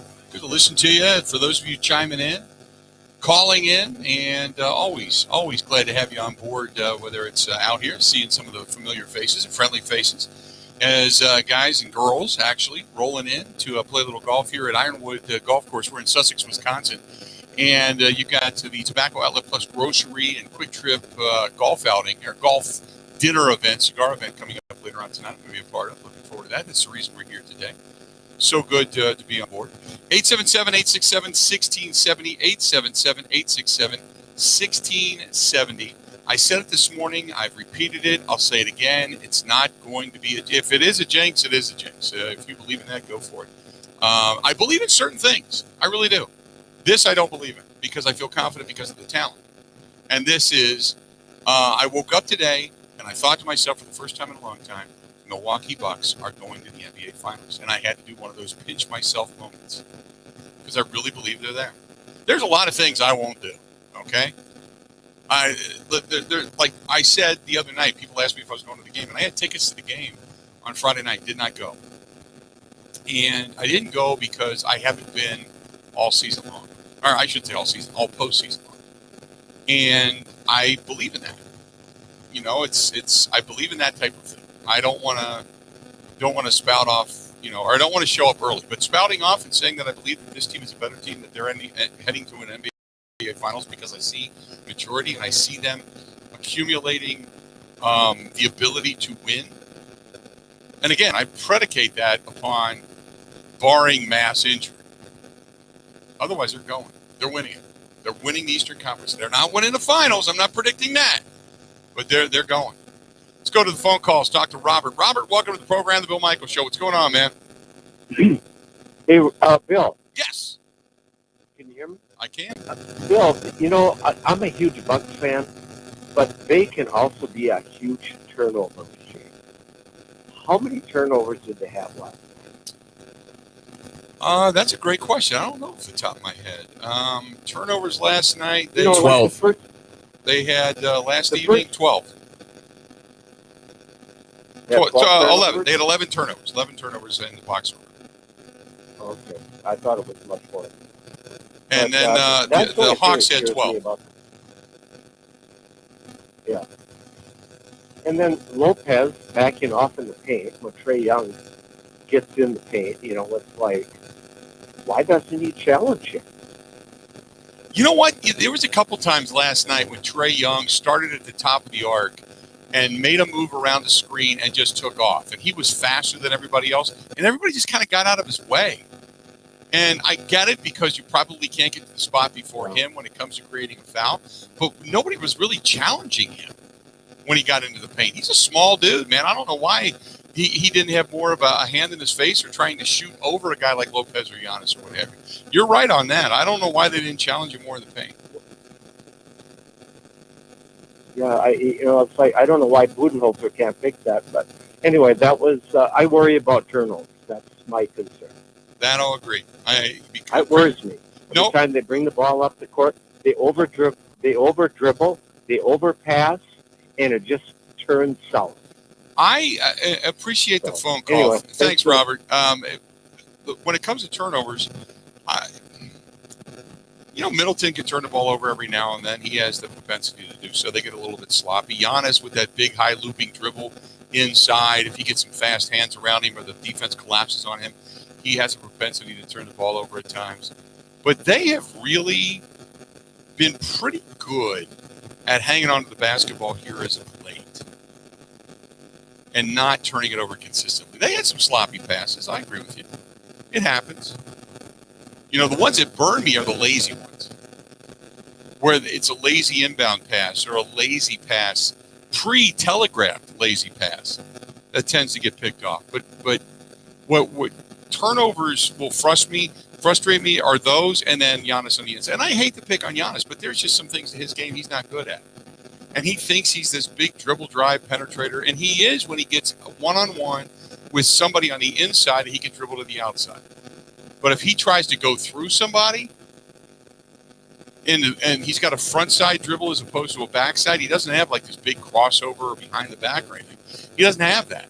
So when he tries to cross over in that long looping action, he can get the ball swatted away from him. It happens. 877-867-1670, 877-867-1670. This is Mark, who says, Unit, it seems like you're finally being heard. Giannis only threw up a couple from beyond the arc last night. He did. He airballed one.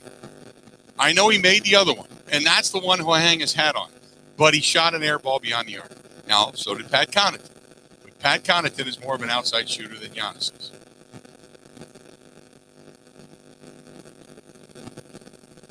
Just saying. The speculation of all of these things with Rodgers is garbage and a huge pile of stuff. He is pompous, arrogant, self-righteous jerk. And if the Bucks can get lucky enough for Young to be not 100%, then there you go. Their corner piece of the puzzle is all they need to be hampered with an injury. Happened in the last series. No big three against the Bucks' big three. Luck is a little important because of a series. That's from B-Red. And then Justin says, how much more rejuvenated does Rodgers need to be? He has screwed off and had fun all offseason and training camp so far. I agree. I mean, to say that he can come back and feel, quote, rejuvenated after a season, we all know it's crap. We all know that. I can't imagine Aaron Rodgers walking away saying he's going to opt out or just not show up, still keep the money, and then come back a year later. I cannot fathom that for the life of me. You'd have to be some level of jerk to do that. To basically steal $20 million plus for a year. I can't imagine. That would be That would also be to say then that you care about the fans or that you care about your teammates would be the biggest lie. He would be exposed as the biggest liar because then you're still taking money and cap from your team, which they don't have the ability to then go out and get better. And you're still taking money that the franchise has to pay you. The franchise does not have an owner. They make their money off of ticket sales, marketing, television contracts, revenue share, all that kind of stuff. To basically take that money from a franchise and not allow them to then go out. If you don't want to play, don't play. But if you're going to steal the money along the way, that is some kind of loser. That is some kind of thief in the night, man. To then turn around and say, I love the fans, I love my time there, blah, blah, blah. That would be just shut up if he would do that. 877-867-1670. 877-867-1670. That's why I get it when people say, well, Aaron Rodgers could do this. He could opt out. He could not play. He could keep a signing bonus. There's a lot of things he could do. But your moral compass, you would be completely lacking of if you did that. That's a whole other level of reprehensible behavior. And you know the shame of it is? Because I think about it and I think, okay, I want to say, and then what team would hire you after that? But if you take $30 million, $20 million, and you walk away and then you say for another year, next year I'm done. Nobody's going to want to hire you, but you still got $20 million. You walked away and you smiled and you laughed at everybody. You know what I mean? And there's some team that would still say, yeah, we'll pay you $20 million to come in and be our quarterback. That's the shame of it. That would be a different level of arrogance and audacity, and I can't imagine that. How do you look at a fan base and say, yeah, I give two damns about the fans? You can't. You couldn't do that. Couldn't do it. 877-867-1670. 877-867-1670. If you want to hit us up, feel free. Our buddy Steve says, happy Monday. What a fantastic weekend for Wisconsin sports. How we looking? Brewers sweeping the Rockies in a great series, and the Bucks blowing out the Hawks on Friday in a comeback win yesterday. Great performance by Middleton yesterday, and the Brew Crew bats are coming alive. Yelich seems to be getting his stroke back, and Adames has been nothing short of spectacular since the trade. Let's keep both teams riding the hot streak this week. Basketball Freddie goes tonight. Let's hope that he stays hot. Taking 2 out of 3 from the Cubs would be great, but a sweep would be huge. Awesome weekend. That's our buddy Steve in Richmond. Optimism. I like it. I like it a lot. If the Brewers take 2 out of 3 from the Cubs, the Brewers would be at 18 wins for the month of June. Do you realize that? I said 17. I said, looking at the competition, remember, you and I, we went through the schedule together for the month of June. I said, I'm thinking 17 wins. 16 if they drop one, they shouldn't. 18 if they win one, they shouldn't. Well, now they're sitting at 16. If they win 2 out of 3, suppose they sweep the Cubs and they end up with a 20-win month. Holy shnikes. That would be huge. That would be huge. But I'll take 2 out of 3. Hell, if they get 1 win, they get 17. That's still a hell of a season. Or, a hell of a month. Now, they would still only be a game ahead of the Cubs coming out of this because the Cubs would get, 4, 3-2. They'd be 2 games up. Well, they'd end up exactly, if they, put it this way, if they won 17 games this month, they would be exactly where I said they would be. Oh my God, I look like Nostradamus. Why couldn't I have that kind of strategic luck when I was betting the house in game 1 of the Eastern Conference Finals? Whew. I need that. Dan Tifa says, can we please talk about how Middleton should not be allowed to be labeled as the hero of last night's game, since all he really did was fix in the 4th what he broke through 3 quarters of awful passes and terrible shooting. That's what I said. That's exactly what I said. That's why, for those that woke up this morning, Dan Tifa, and talked about Chris Middleton being this, there's cash money. No. No. No. It's Chris Middleton is a good player. He's an above average player. Chris Middleton is not on level of superstar. He went off last night. And he went off big time in the fourth quarter when they needed it. But Chris Middleton is and has been throughout his career a very ebb and flow player. He is consistently consistent with his inconsistencies. I almost sound like Yogi Berra. One night he's going to give you 15, next night he's going to give you 12, next night he's going to give you 38. That's just the way he is. And when he gives you the 25 and he gives you the 32 and he gives you the 38, people go, there's cash money. No, that's not cash. Cash money is every night you're going to go 25 or better. And a bad night, a really bad night for you is when you do 16, 14, something like that. But cash money, for him to be cash money, he's got to give me 24 every night, 22 every night, and give me 7 or 8 assists and about 8 rebounds. For the position he plays, that's what you got to give me. Don't give me 12 one night and 2 assists, 4 turnovers, and a couple of boards. And then the next night give me 26 and 4 assists, 2 turnovers, and 5 boards. That's not cash money. That's a guy that, gets a good matchup every now and then and he ends up hitting. That's a guy that finds a stroke every now and then he ends up hitting. I mean, we talked about this. Who do you want taking the last shot down the stretch for the Bucks? Probably Chris Middleton. He's one of your better shooters. But it's not the cash money. It's not. This is from Tony. Tony says, Bucks series, it's over. Close out in 5. Brewers pitching matchup lines up perfect for our 3 studs. Should be another good week. Tony, I hope you to make. I hope you to make. We've got a lot to talk about, a lot to get to. We continue on. We are broadcasting live at Ironwood Golf Course. We are in Sussex, Wisconsin, here for the Quick Trip / Tobacco Outlet plus Grocery Cigar Dinner Golf outing tonight. Looking forward to it. So we're going to be here this evening after the fact as well. Hey, a lot of great sponsors. I want to bring up our friends at Wisconsin Harley Davidson. Hey, if you go in, tell our buddy Craig, the general manager over there, tell him happy birthday. He just turned 50. The big 5-0 went on his birthday ride yesterday. Great people out there. They got a lot of bikes that are sitting on the showroom floor. By the way, the Ruby Red Sparkle Road King, Kristen just bought it, sitting on the showroom floor. You can go and see that if you choose to do so.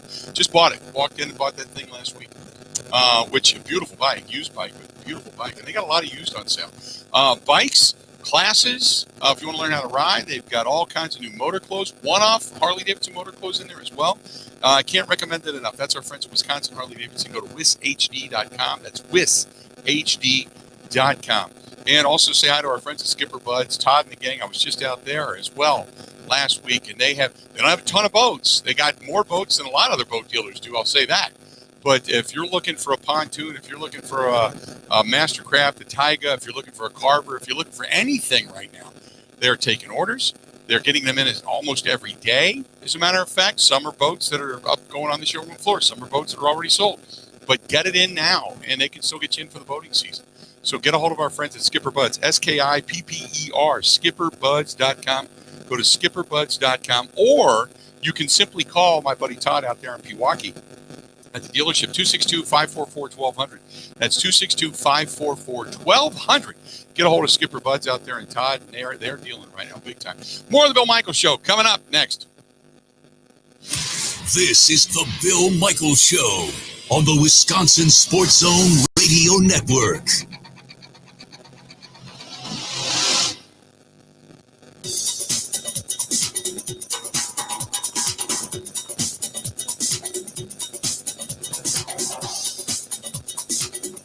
Bill Michaels will resume in 3 minutes.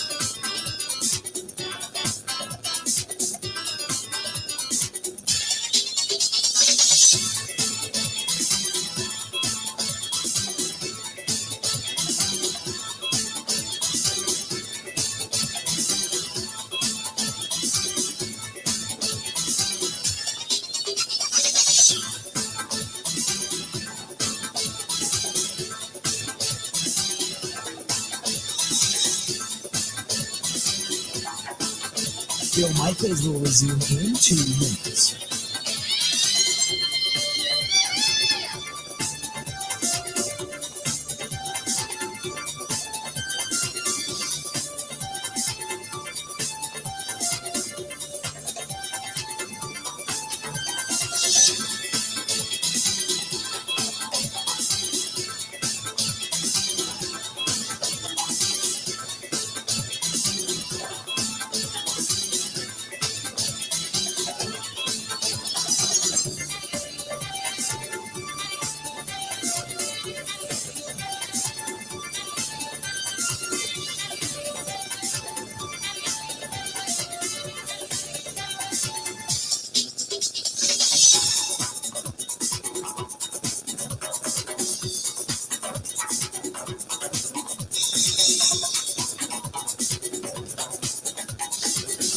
Bill Michaels will resume in 1 minute.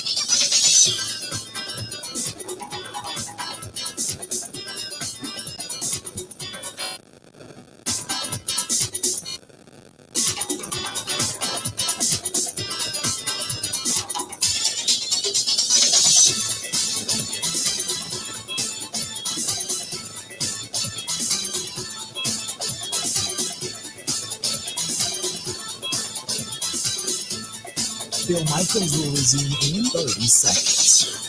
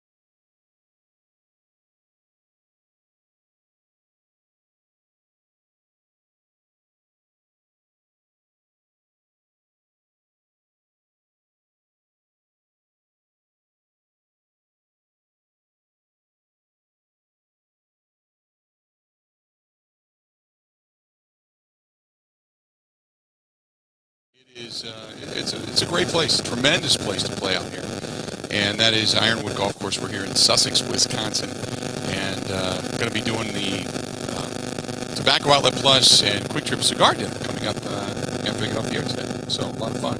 Hey, also speaking of a lot of fun, reminding you about a lot of our great people and great sponsors, our friends at Road Track and Trail. Road Track and Trail, our on-site sponsor and our getter-arounder, if you will, making up our own language today, for Road America, which we are going to be attending Road America. I'll be there live on Friday as I'm heading north to Elkhart Lake, Wisconsin, to bring you the NASCAR event. And we've already got drivers driving. It's amazing. NASCAR is extremely excited to be here, and we have all the Xfinity Series drivers, NASCAR Cup drivers, and they're calling. They're like, we can't wait to come on. We can't wait to come to Wisconsin. Ben, how many requests do we have? I just got another call while I was during the commercial break for another driver to come on out of the Xfinity Series. How many do we have? 3 or 4 coming up this weekend? Yeah, I think 4 or 5 so far. I mean, it's like ridiculous. Isn't this the nicest? I mean, don't you wish NBA players were like this? I guess I'm new to the NASCAR world, and this is a good introduction. It's amazing because they're just calling out of the woodwork and saying, hey, we'd love to have your guy come on. We'd love to say hi to the Wisconsin folks. We'd love to be on the program. It's just, now they know we're a network and we're larger than most. But yeah, it's been pleasant. I just got another phone call, like I said, during the commercial break I had to listen to in the voicemail. And I just said, hey, email us and we'll shoot it over and see what we can get. But big event, big weekend coming up. 4th of July weekend, fireworks in Elkhart Lake, Wisconsin. And NASCAR is going to go screaming through Road America this weekend. We're going to be there on Friday for the broadcast. Thanks to our friends at Road Track and Trail. for getting us around and some of the UTVs they have. Go to roadtrackandtrail.com. That is roadtrackandtrail.com, because they have everything from UTVs. They have snowmobiles. They have all the clothes. They have all the helmets. They have all the lines of gloves and shoes and such. They have crotch rockets. Anything and everything that is power sports, motorsports, they got it. Go to roadtrackandtrail.com. That's roadtrackandtrail.com. This one's for Brett. He says, I totally agree with you, Bill. It's called confidence, and we believe that the Bucks got this. We have full faith in them. And the last 2 games against the Hawks, they have played with full confidence and heart. I have the same feeling, Bill, with the Bucks. And it gets me so teary-eyed because I have loved and still love my Bucks through the thick and the thin, including the 2013-2014 season, when they won just 15 games. Always will have faith in our Bucks. And Bobby Portis coming off the bench, showing amazing energy, loving it.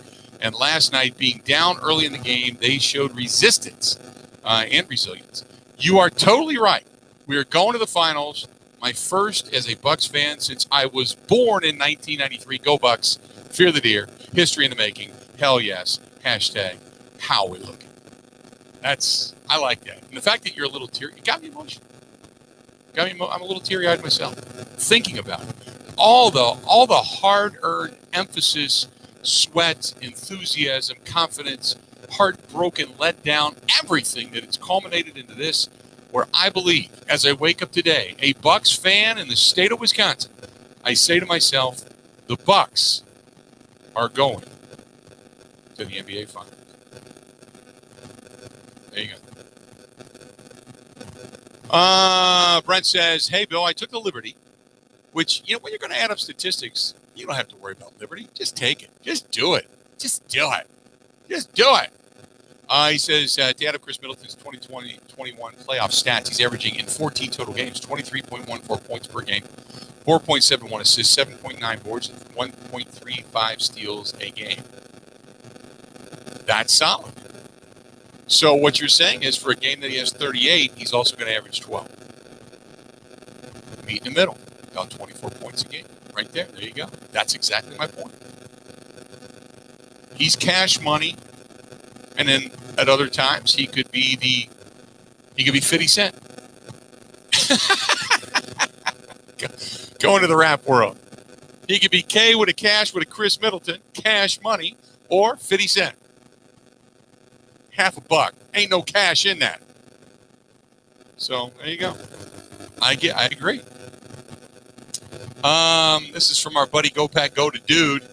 He says Barry Sanders left Detroit with a pile of money, didn't he? Wasn't it about $30 million? I hope this is just another scenario that will never happen. Talking about Aaron Rodgers. Here's the difference. Barry Sanders left football because he was absolutely positively tired of losing. Don't go out and be great just to get your brains beat in when you have absolutely no hope of ever winning a championship. Because otherwise, you're just collecting a paycheck. He did walk away with some money. I'll agree with that. But he retired and never came back. This scenario would say that Aaron Rodgers could retire, keep the money, then come back after a year and say, just kidding. I'm rejuvenated, but I got to keep the money, and I'll come back, and I still don't want to play for you, so why don't you trade me? Because here's the thing. Aaron Rodgers and the Green Bay Packers have a legitimate shot at getting themselves to a Super Bowl. They have a legitimate team with Aaron Rodgers under center. They have a legitimate team with the holes that they filled this offseason and the talent they've acquired and the guys they brought back. They're legit. And barring, again, mass injury, they should be one of the favorites to win the NFC. Barry Sanders was not the favorite to win the NFC. Barry Sanders was toiling away in anonymity for a craptastic Ford family who just never figured out how to get that general manager, get that head coach who was going to put him over the top. And there seems to be at times, at least according to those behind the scenes, a while ago, I don't know what it's like now, but a while ago, there was a large amount of meddling going on. And that's sometimes what happens when very, very rich people who are very, very good at business and have very, very old money, who really didn't happen to work very, very hard for it, but more so fell ass backwards into it, think that they can run any business the way they run their business, that's their cash cow, and feel that they can just do what they want to do because they have the money, because they have to say so, but really not the knowledge to do so. Any successful organization has tremendous people under management and under that management. And they make smart acquisitions and smart personnel moves that put them in a very good position to be successful. You can't do what you do without people around you. Unless, of course, you're a golfer. And even then, you have to rely on massage therapists and psychoanalysts and coaches and therapists and your caddy and everybody else. While it is you against the course, it is not just you. Very rarely is it ever just you. 877-867-1670. Hit us up. Got a couple of segments to go. And again, broadcasting live out here at Ironwood Golf Course. We are in Sussex, beautiful Sussex, Wisconsin. Terrific place.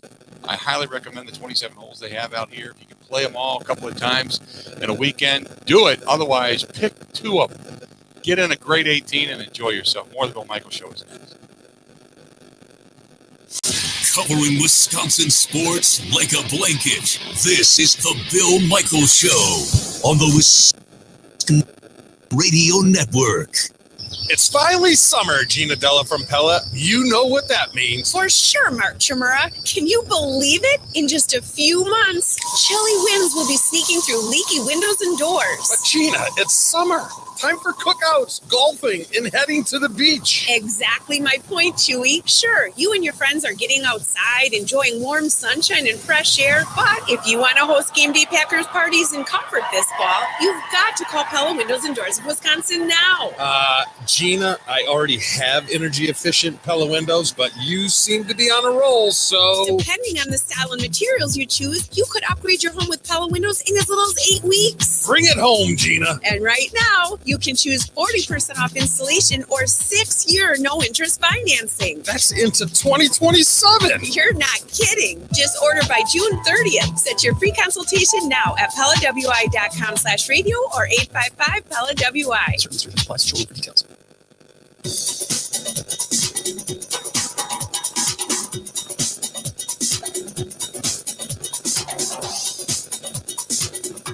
Bill Michaels will resume in 5 minutes.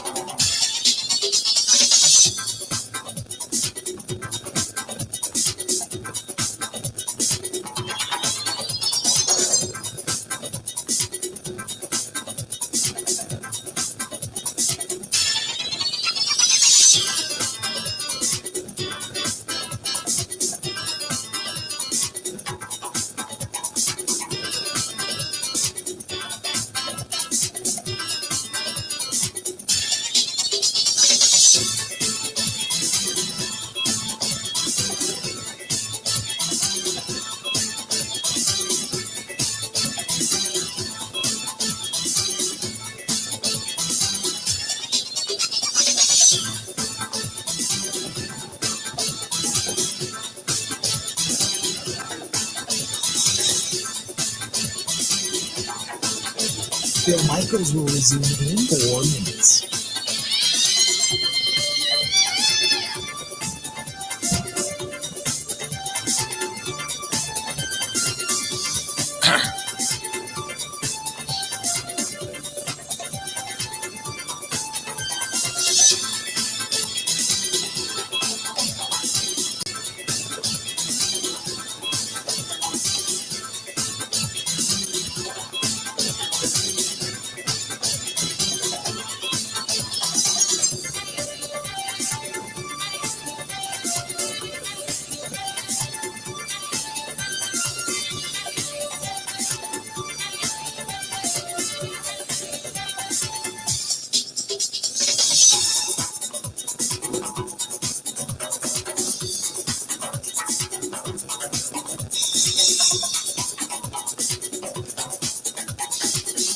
Bill Michaels will resume in 3 minutes.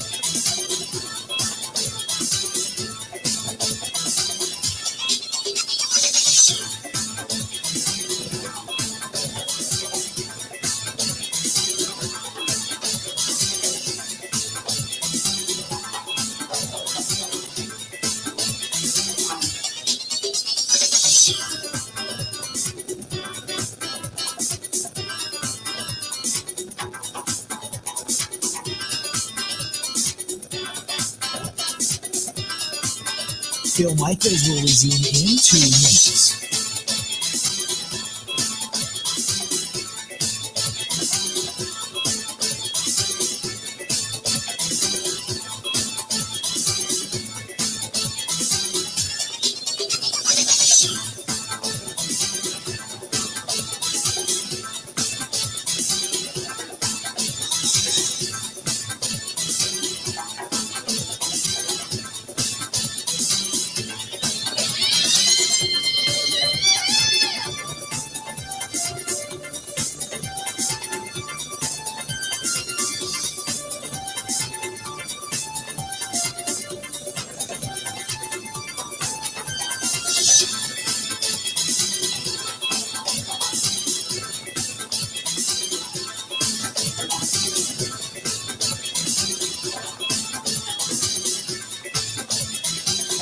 Bill Michaels will resume in 1 minute.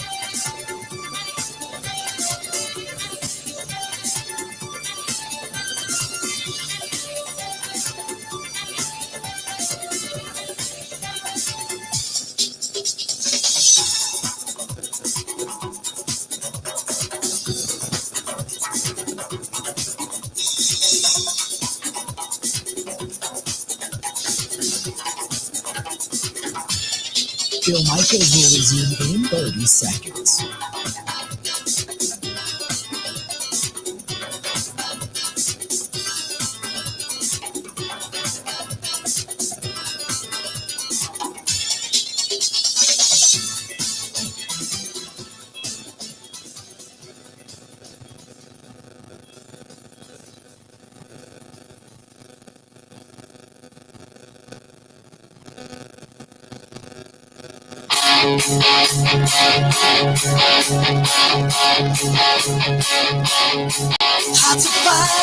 Welcome back to the program. We are broadcasting live. We're at Ironwood Golf Course. We're in Sussex, Wisconsin, where later today, teeing off here in about 20, 25 minutes, is Tobacco Outlet Plus Grocery cigar outing today. And they're going to have some golf, some dinner, cigars. It's going to be a good time.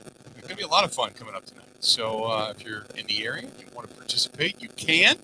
I know that there's a couple of twosomes that just showed up that are looking for other twosomes to join as a foursome, or you're just going to head on the golf course by yourself. But if you're within the sound of my voice and you're on your way and you want to play some golf today and enjoy yourself this afternoon and get some great food from our friends at Buzzles, feel free to go ahead and do so. This portion of the program brought to you by a lot of good people that are out there helping us along the way. Our friends at Robert's Specialty Meats in Waukesha, the ribs on the stick, that's their home.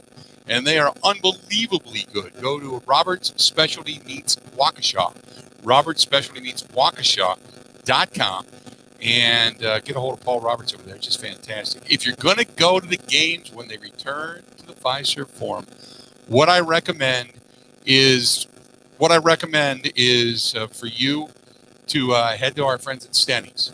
Stenny's, they are a fantastic place. They run shuttles to all the games downtown, whether it's Brewers games, Bucks games, whatever it happens to be. Go to Stenny's and check it out. Second and National Walker's Point. Whenever you come into town, enjoy yourself down there. Home of the Bill Michaels garlic cheese bread.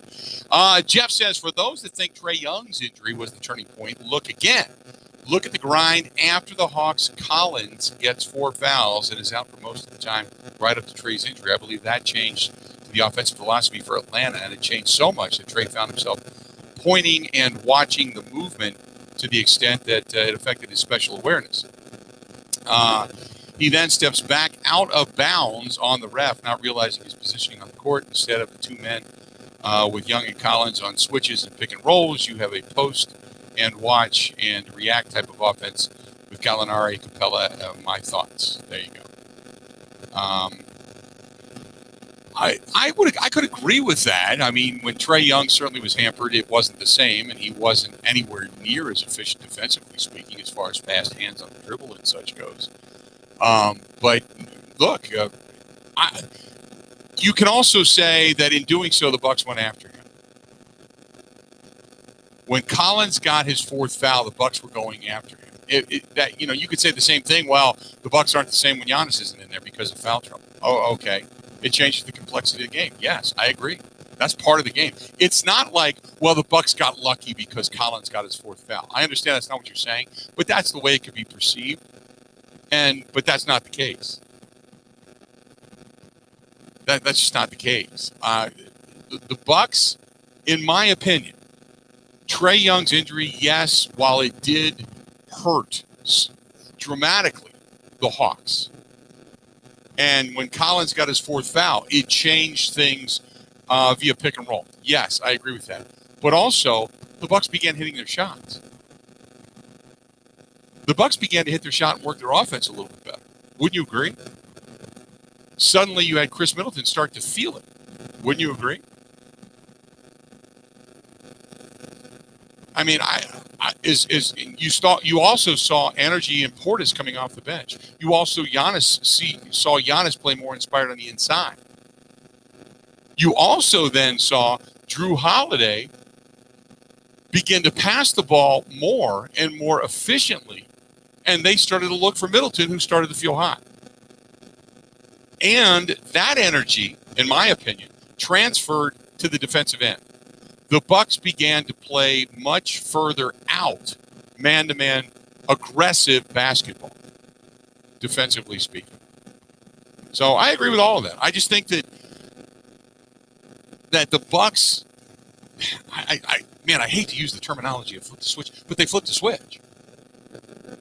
The Bucks flipped the switch. 877-867-1670. They turned on the energy. 877-867-1670. 877-867-1670. Jesse writes, hey, Unit, do you think Giannis would be the MVP of the series or Chris Middleton, or would you pick someone else? Whew. That's a great question. That's a great question. Giannis, certainly offensively speaking, has gotten his. So you'd be hard-pressed to say that Giannis would not get the MVP. But if you looked, God.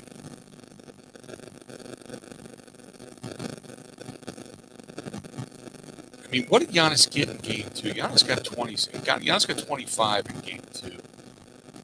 Holiday got 22. Middleton only had 15. Giannis plays the majority of the minutes.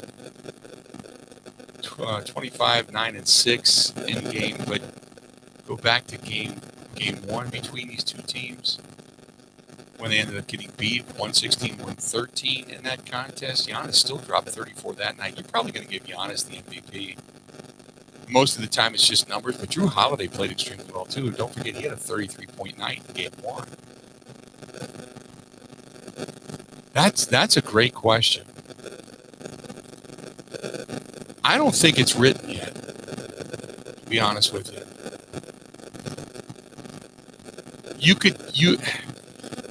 Put it this way, Giannis is going to win it. If they win this series and Giannis has one more big game, Giannis will win it. Unless Middleton picks up where he left off and he's just going off. Then Middleton could possibly edge him. But if I had to pick the series, the Eastern Conference Finals MVP, chances are it's probably Giannis at this point, right? Just for the fact that he's put up the biggest numbers. He may not look great all the time doing it, but he's the straw that stirs the drink. I don't think that's deniable. That's a great question, though. But yeah, the majority of you are probably screaming at your radio, it's Giannis, but you could say that some of the dirty work has been done and recognized by the broadcast crew for PJ Tucker, who's done a lot of the dirty work. When you look at his plus-minus numbers, but that's not flashy. That's like being a quarterback. You got one receiver that scores 4 touchdowns, and 2 guys that get 2 sacks apiece or 3 sacks apiece. But the quarterback, who's 24 of 32 and 325 yards and throws for 4 touchdowns. And 1 pick, he's going to be the guy that gets the nod. I think the guy with the flashy numbers is going to get the nod, and that's going to be Giannis. But again, you can't. This is where you're trying to be the smartest guy in the room, and it's really a simple thing. The smartest guy in the room tries to look at all the different factors and all the different circumstances and say, no, he doesn't really deserve this because this guy did the dirty work. This guy had a big play that changed the progression of this game at this time. And it's crap. It's the guy with the biggest numbers. Giannis will be your series MVP. But that's a great question. That's not something that I have reached out and really thought about. But Giannis, yeah, you're right, would be the MVP. I don't think there's any doubt about it. 877-867-1670. Hit us up. We've got a final segment. We are broadcasting live out here at Ironwood Golf Course. We're in Sussex, Wisconsin. And later today, it's the Tobacco Outlet Plus cigar outing, if you will. Going to be taking place in conjunction with our friends from Quick Trip, the official sponsor, fuel and convenience store sponsor of the Bill Michaels Sports Talk Network.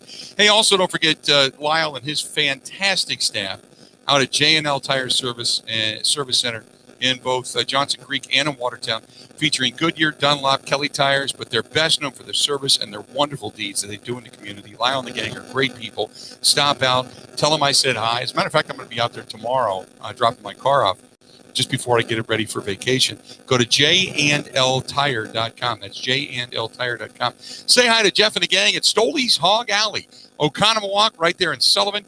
And you don't have to be a biker to have fun there. Lunch daily, 11 to 5. Tuesday night, wing night. Pizza on Wednesdays. Tacos on Thursday. And a great fish fry on a Friday. And they've got some good entertainment in there as well. Stoley's Hog Alley, right off of 94, right there in Sullivan. Final segment of the Bill Michaels Show. It's coming up. It's coming up next. Covering Wisconsin sports like a blanket. This is the Bill Michaels Show on the Wisconsin Sports Zone Radio Network. When you're looking for the best value on 24 and 30 packs of your favorite beer brands, look no further than your neighborhood Quick Trip. Miller Lite, Bud Light, Busch Light, Coors Light, Quick Trip has the lowest legal beer prices in the state of Wisconsin for your summer outings, tailgates, and cookouts. And while you're shopping for your favorite beer brands, check out our fresh meat case. Brats, burgers, chops, steaks, premium meats, all at great prices. Quick Trip. We got you covered, Wisconsin.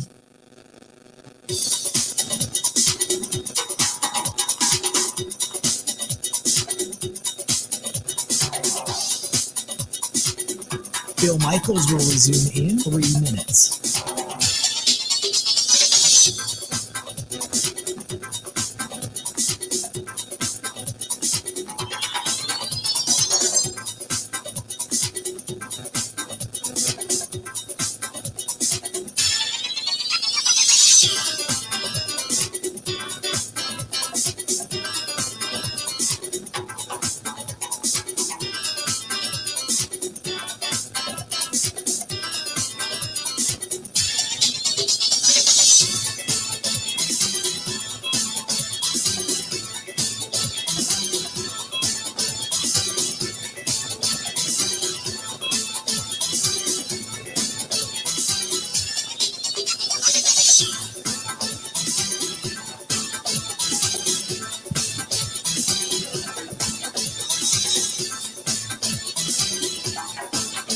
Bill Michaels will resume in 2 minutes.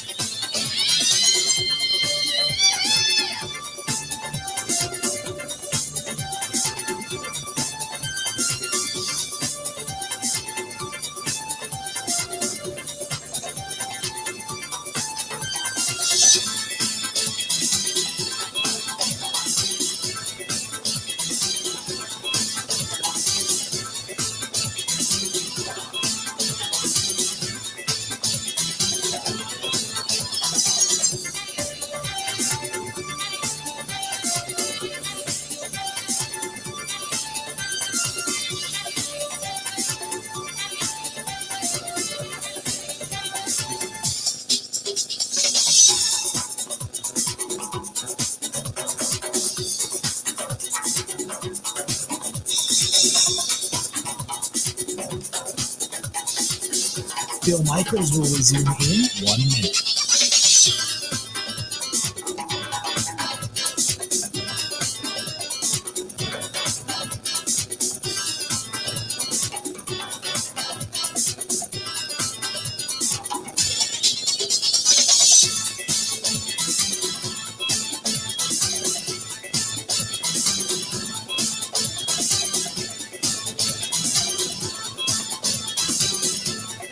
Bill Michaels will resume in 30 seconds.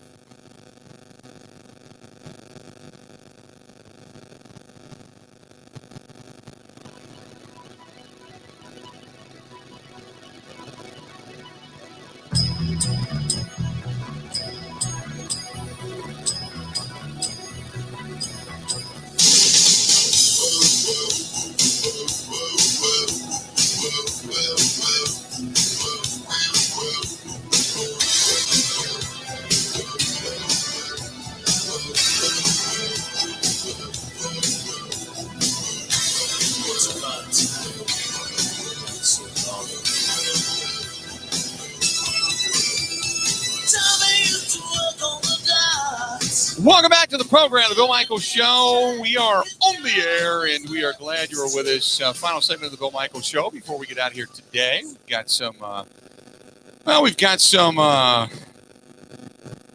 some golf to be played a little bit later on today. By the way, the MRI to Trey Young has revealed that he's got a bone bruise in his right foot.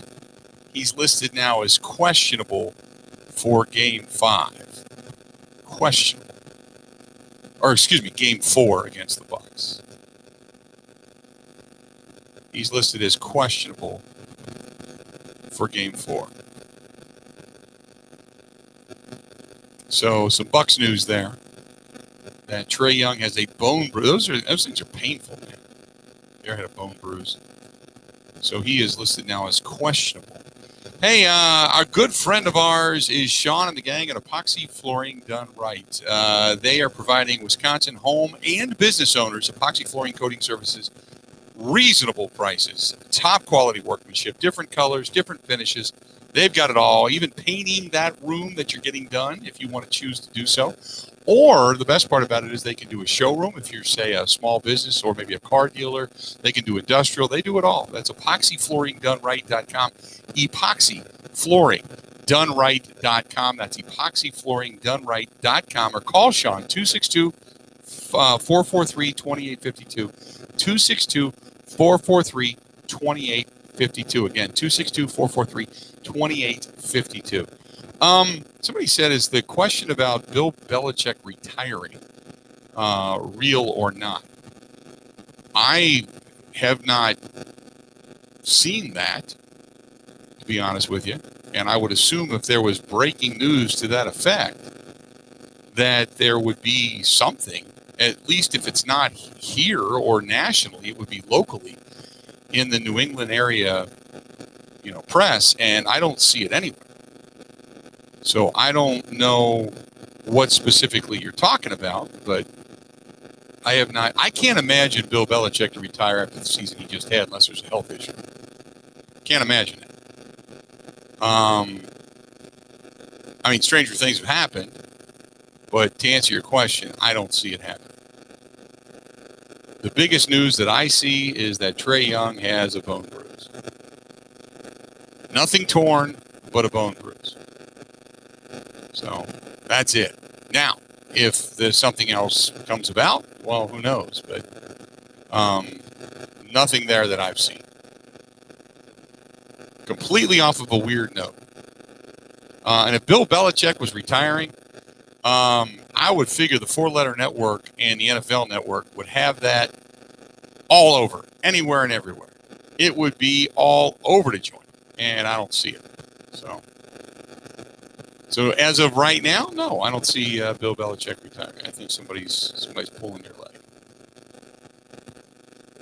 There you go.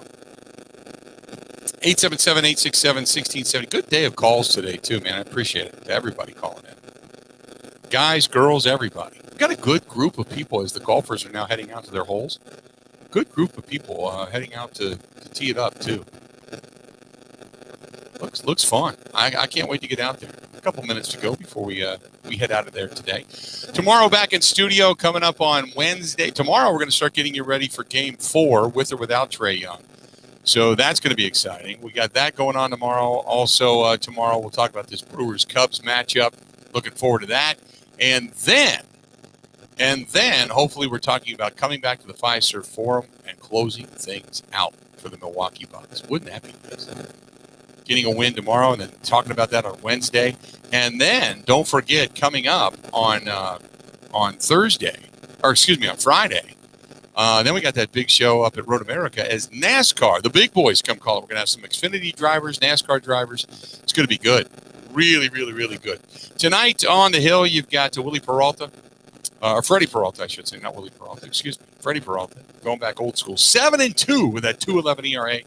He goes up against Hendricks, the righty, 3.84 ERA. He is 10-4 on the season, and the Brewers rolling right now. Just rolling right now. They are on fire. Just rolling right now. So Freddie Peralta looks to have a big one tonight. He's got 114 strikeouts on the season. He has been mowing them down. And Wilson Contreras is the only guy that really has kind of had Freddie Peralta's number, batting 300 against him. But everybody else, minimal, nothing big.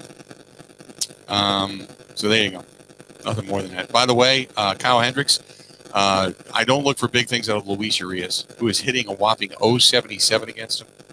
Colton Wong, though, he rakes against Kyle Hendricks, hitting .382 and 34 at-bats. Christian Yelich only hits .250 against him in 28 at-bats, those two having the most at-bats between them. But Colton Wong, look for him to have another continued big night tonight. Got a couple more, and then we're going to get out of here. This one is from Adam. Adam says, Unit, I think the Bucks are destined for the NBA Finals. Who do you think they match up better with? Phoenix or LA? I think they match up better with LA only for the fact that LA is banged up. I think the Clippers, or excuse me, the Phoenix Suns over the last couple of years have been able to steal some from the Bucks. The Bucks, go back to the year that the Bucks had such immense success a couple of years ago. The only team to beat them twice in the season was the Phoenix Suns. Phoenix, for whatever reason, has matched up well or figured the Bucks out to a certain extent. So to me, if I had my druthers, I would probably take the Clippers. But that's just me. I think the Bucks have had a tremendous season. I in all of that, but I think that if I had my druthers, I'd probably match up regular season wise with the Phoenix Suns and take my chances, because the Clippers, I think, are a really good team now, but the Clippers are a banged up team coming down the stretch. Remember, the Bucks lost a heartbreaker on the road against Phoenix earlier this year, 125-124. That was a hard-fought game. And then they finally got them back to the Fiserv Forum, where they lost to them again, 128-127. That was in overtime. So I would take my chances with, I think they match up better right now with the Clippers, because the Clippers are a banged-up team. Phoenix, when they're strong, they're tough, man. They got the Bucks figured out. So there you go. That's it. I'm going to hit the links. I'm going to head outside. Enjoy the rest of your day. We'll be back at it tomorrow. Bucks tomorrow. Game 4. Trae Young, a bone bruise. Meanwhile, the Brewers tonight. Cubs. American Family Field. Fastball. Freddie going to the hill. Let's keep it rolling. Time for us to go.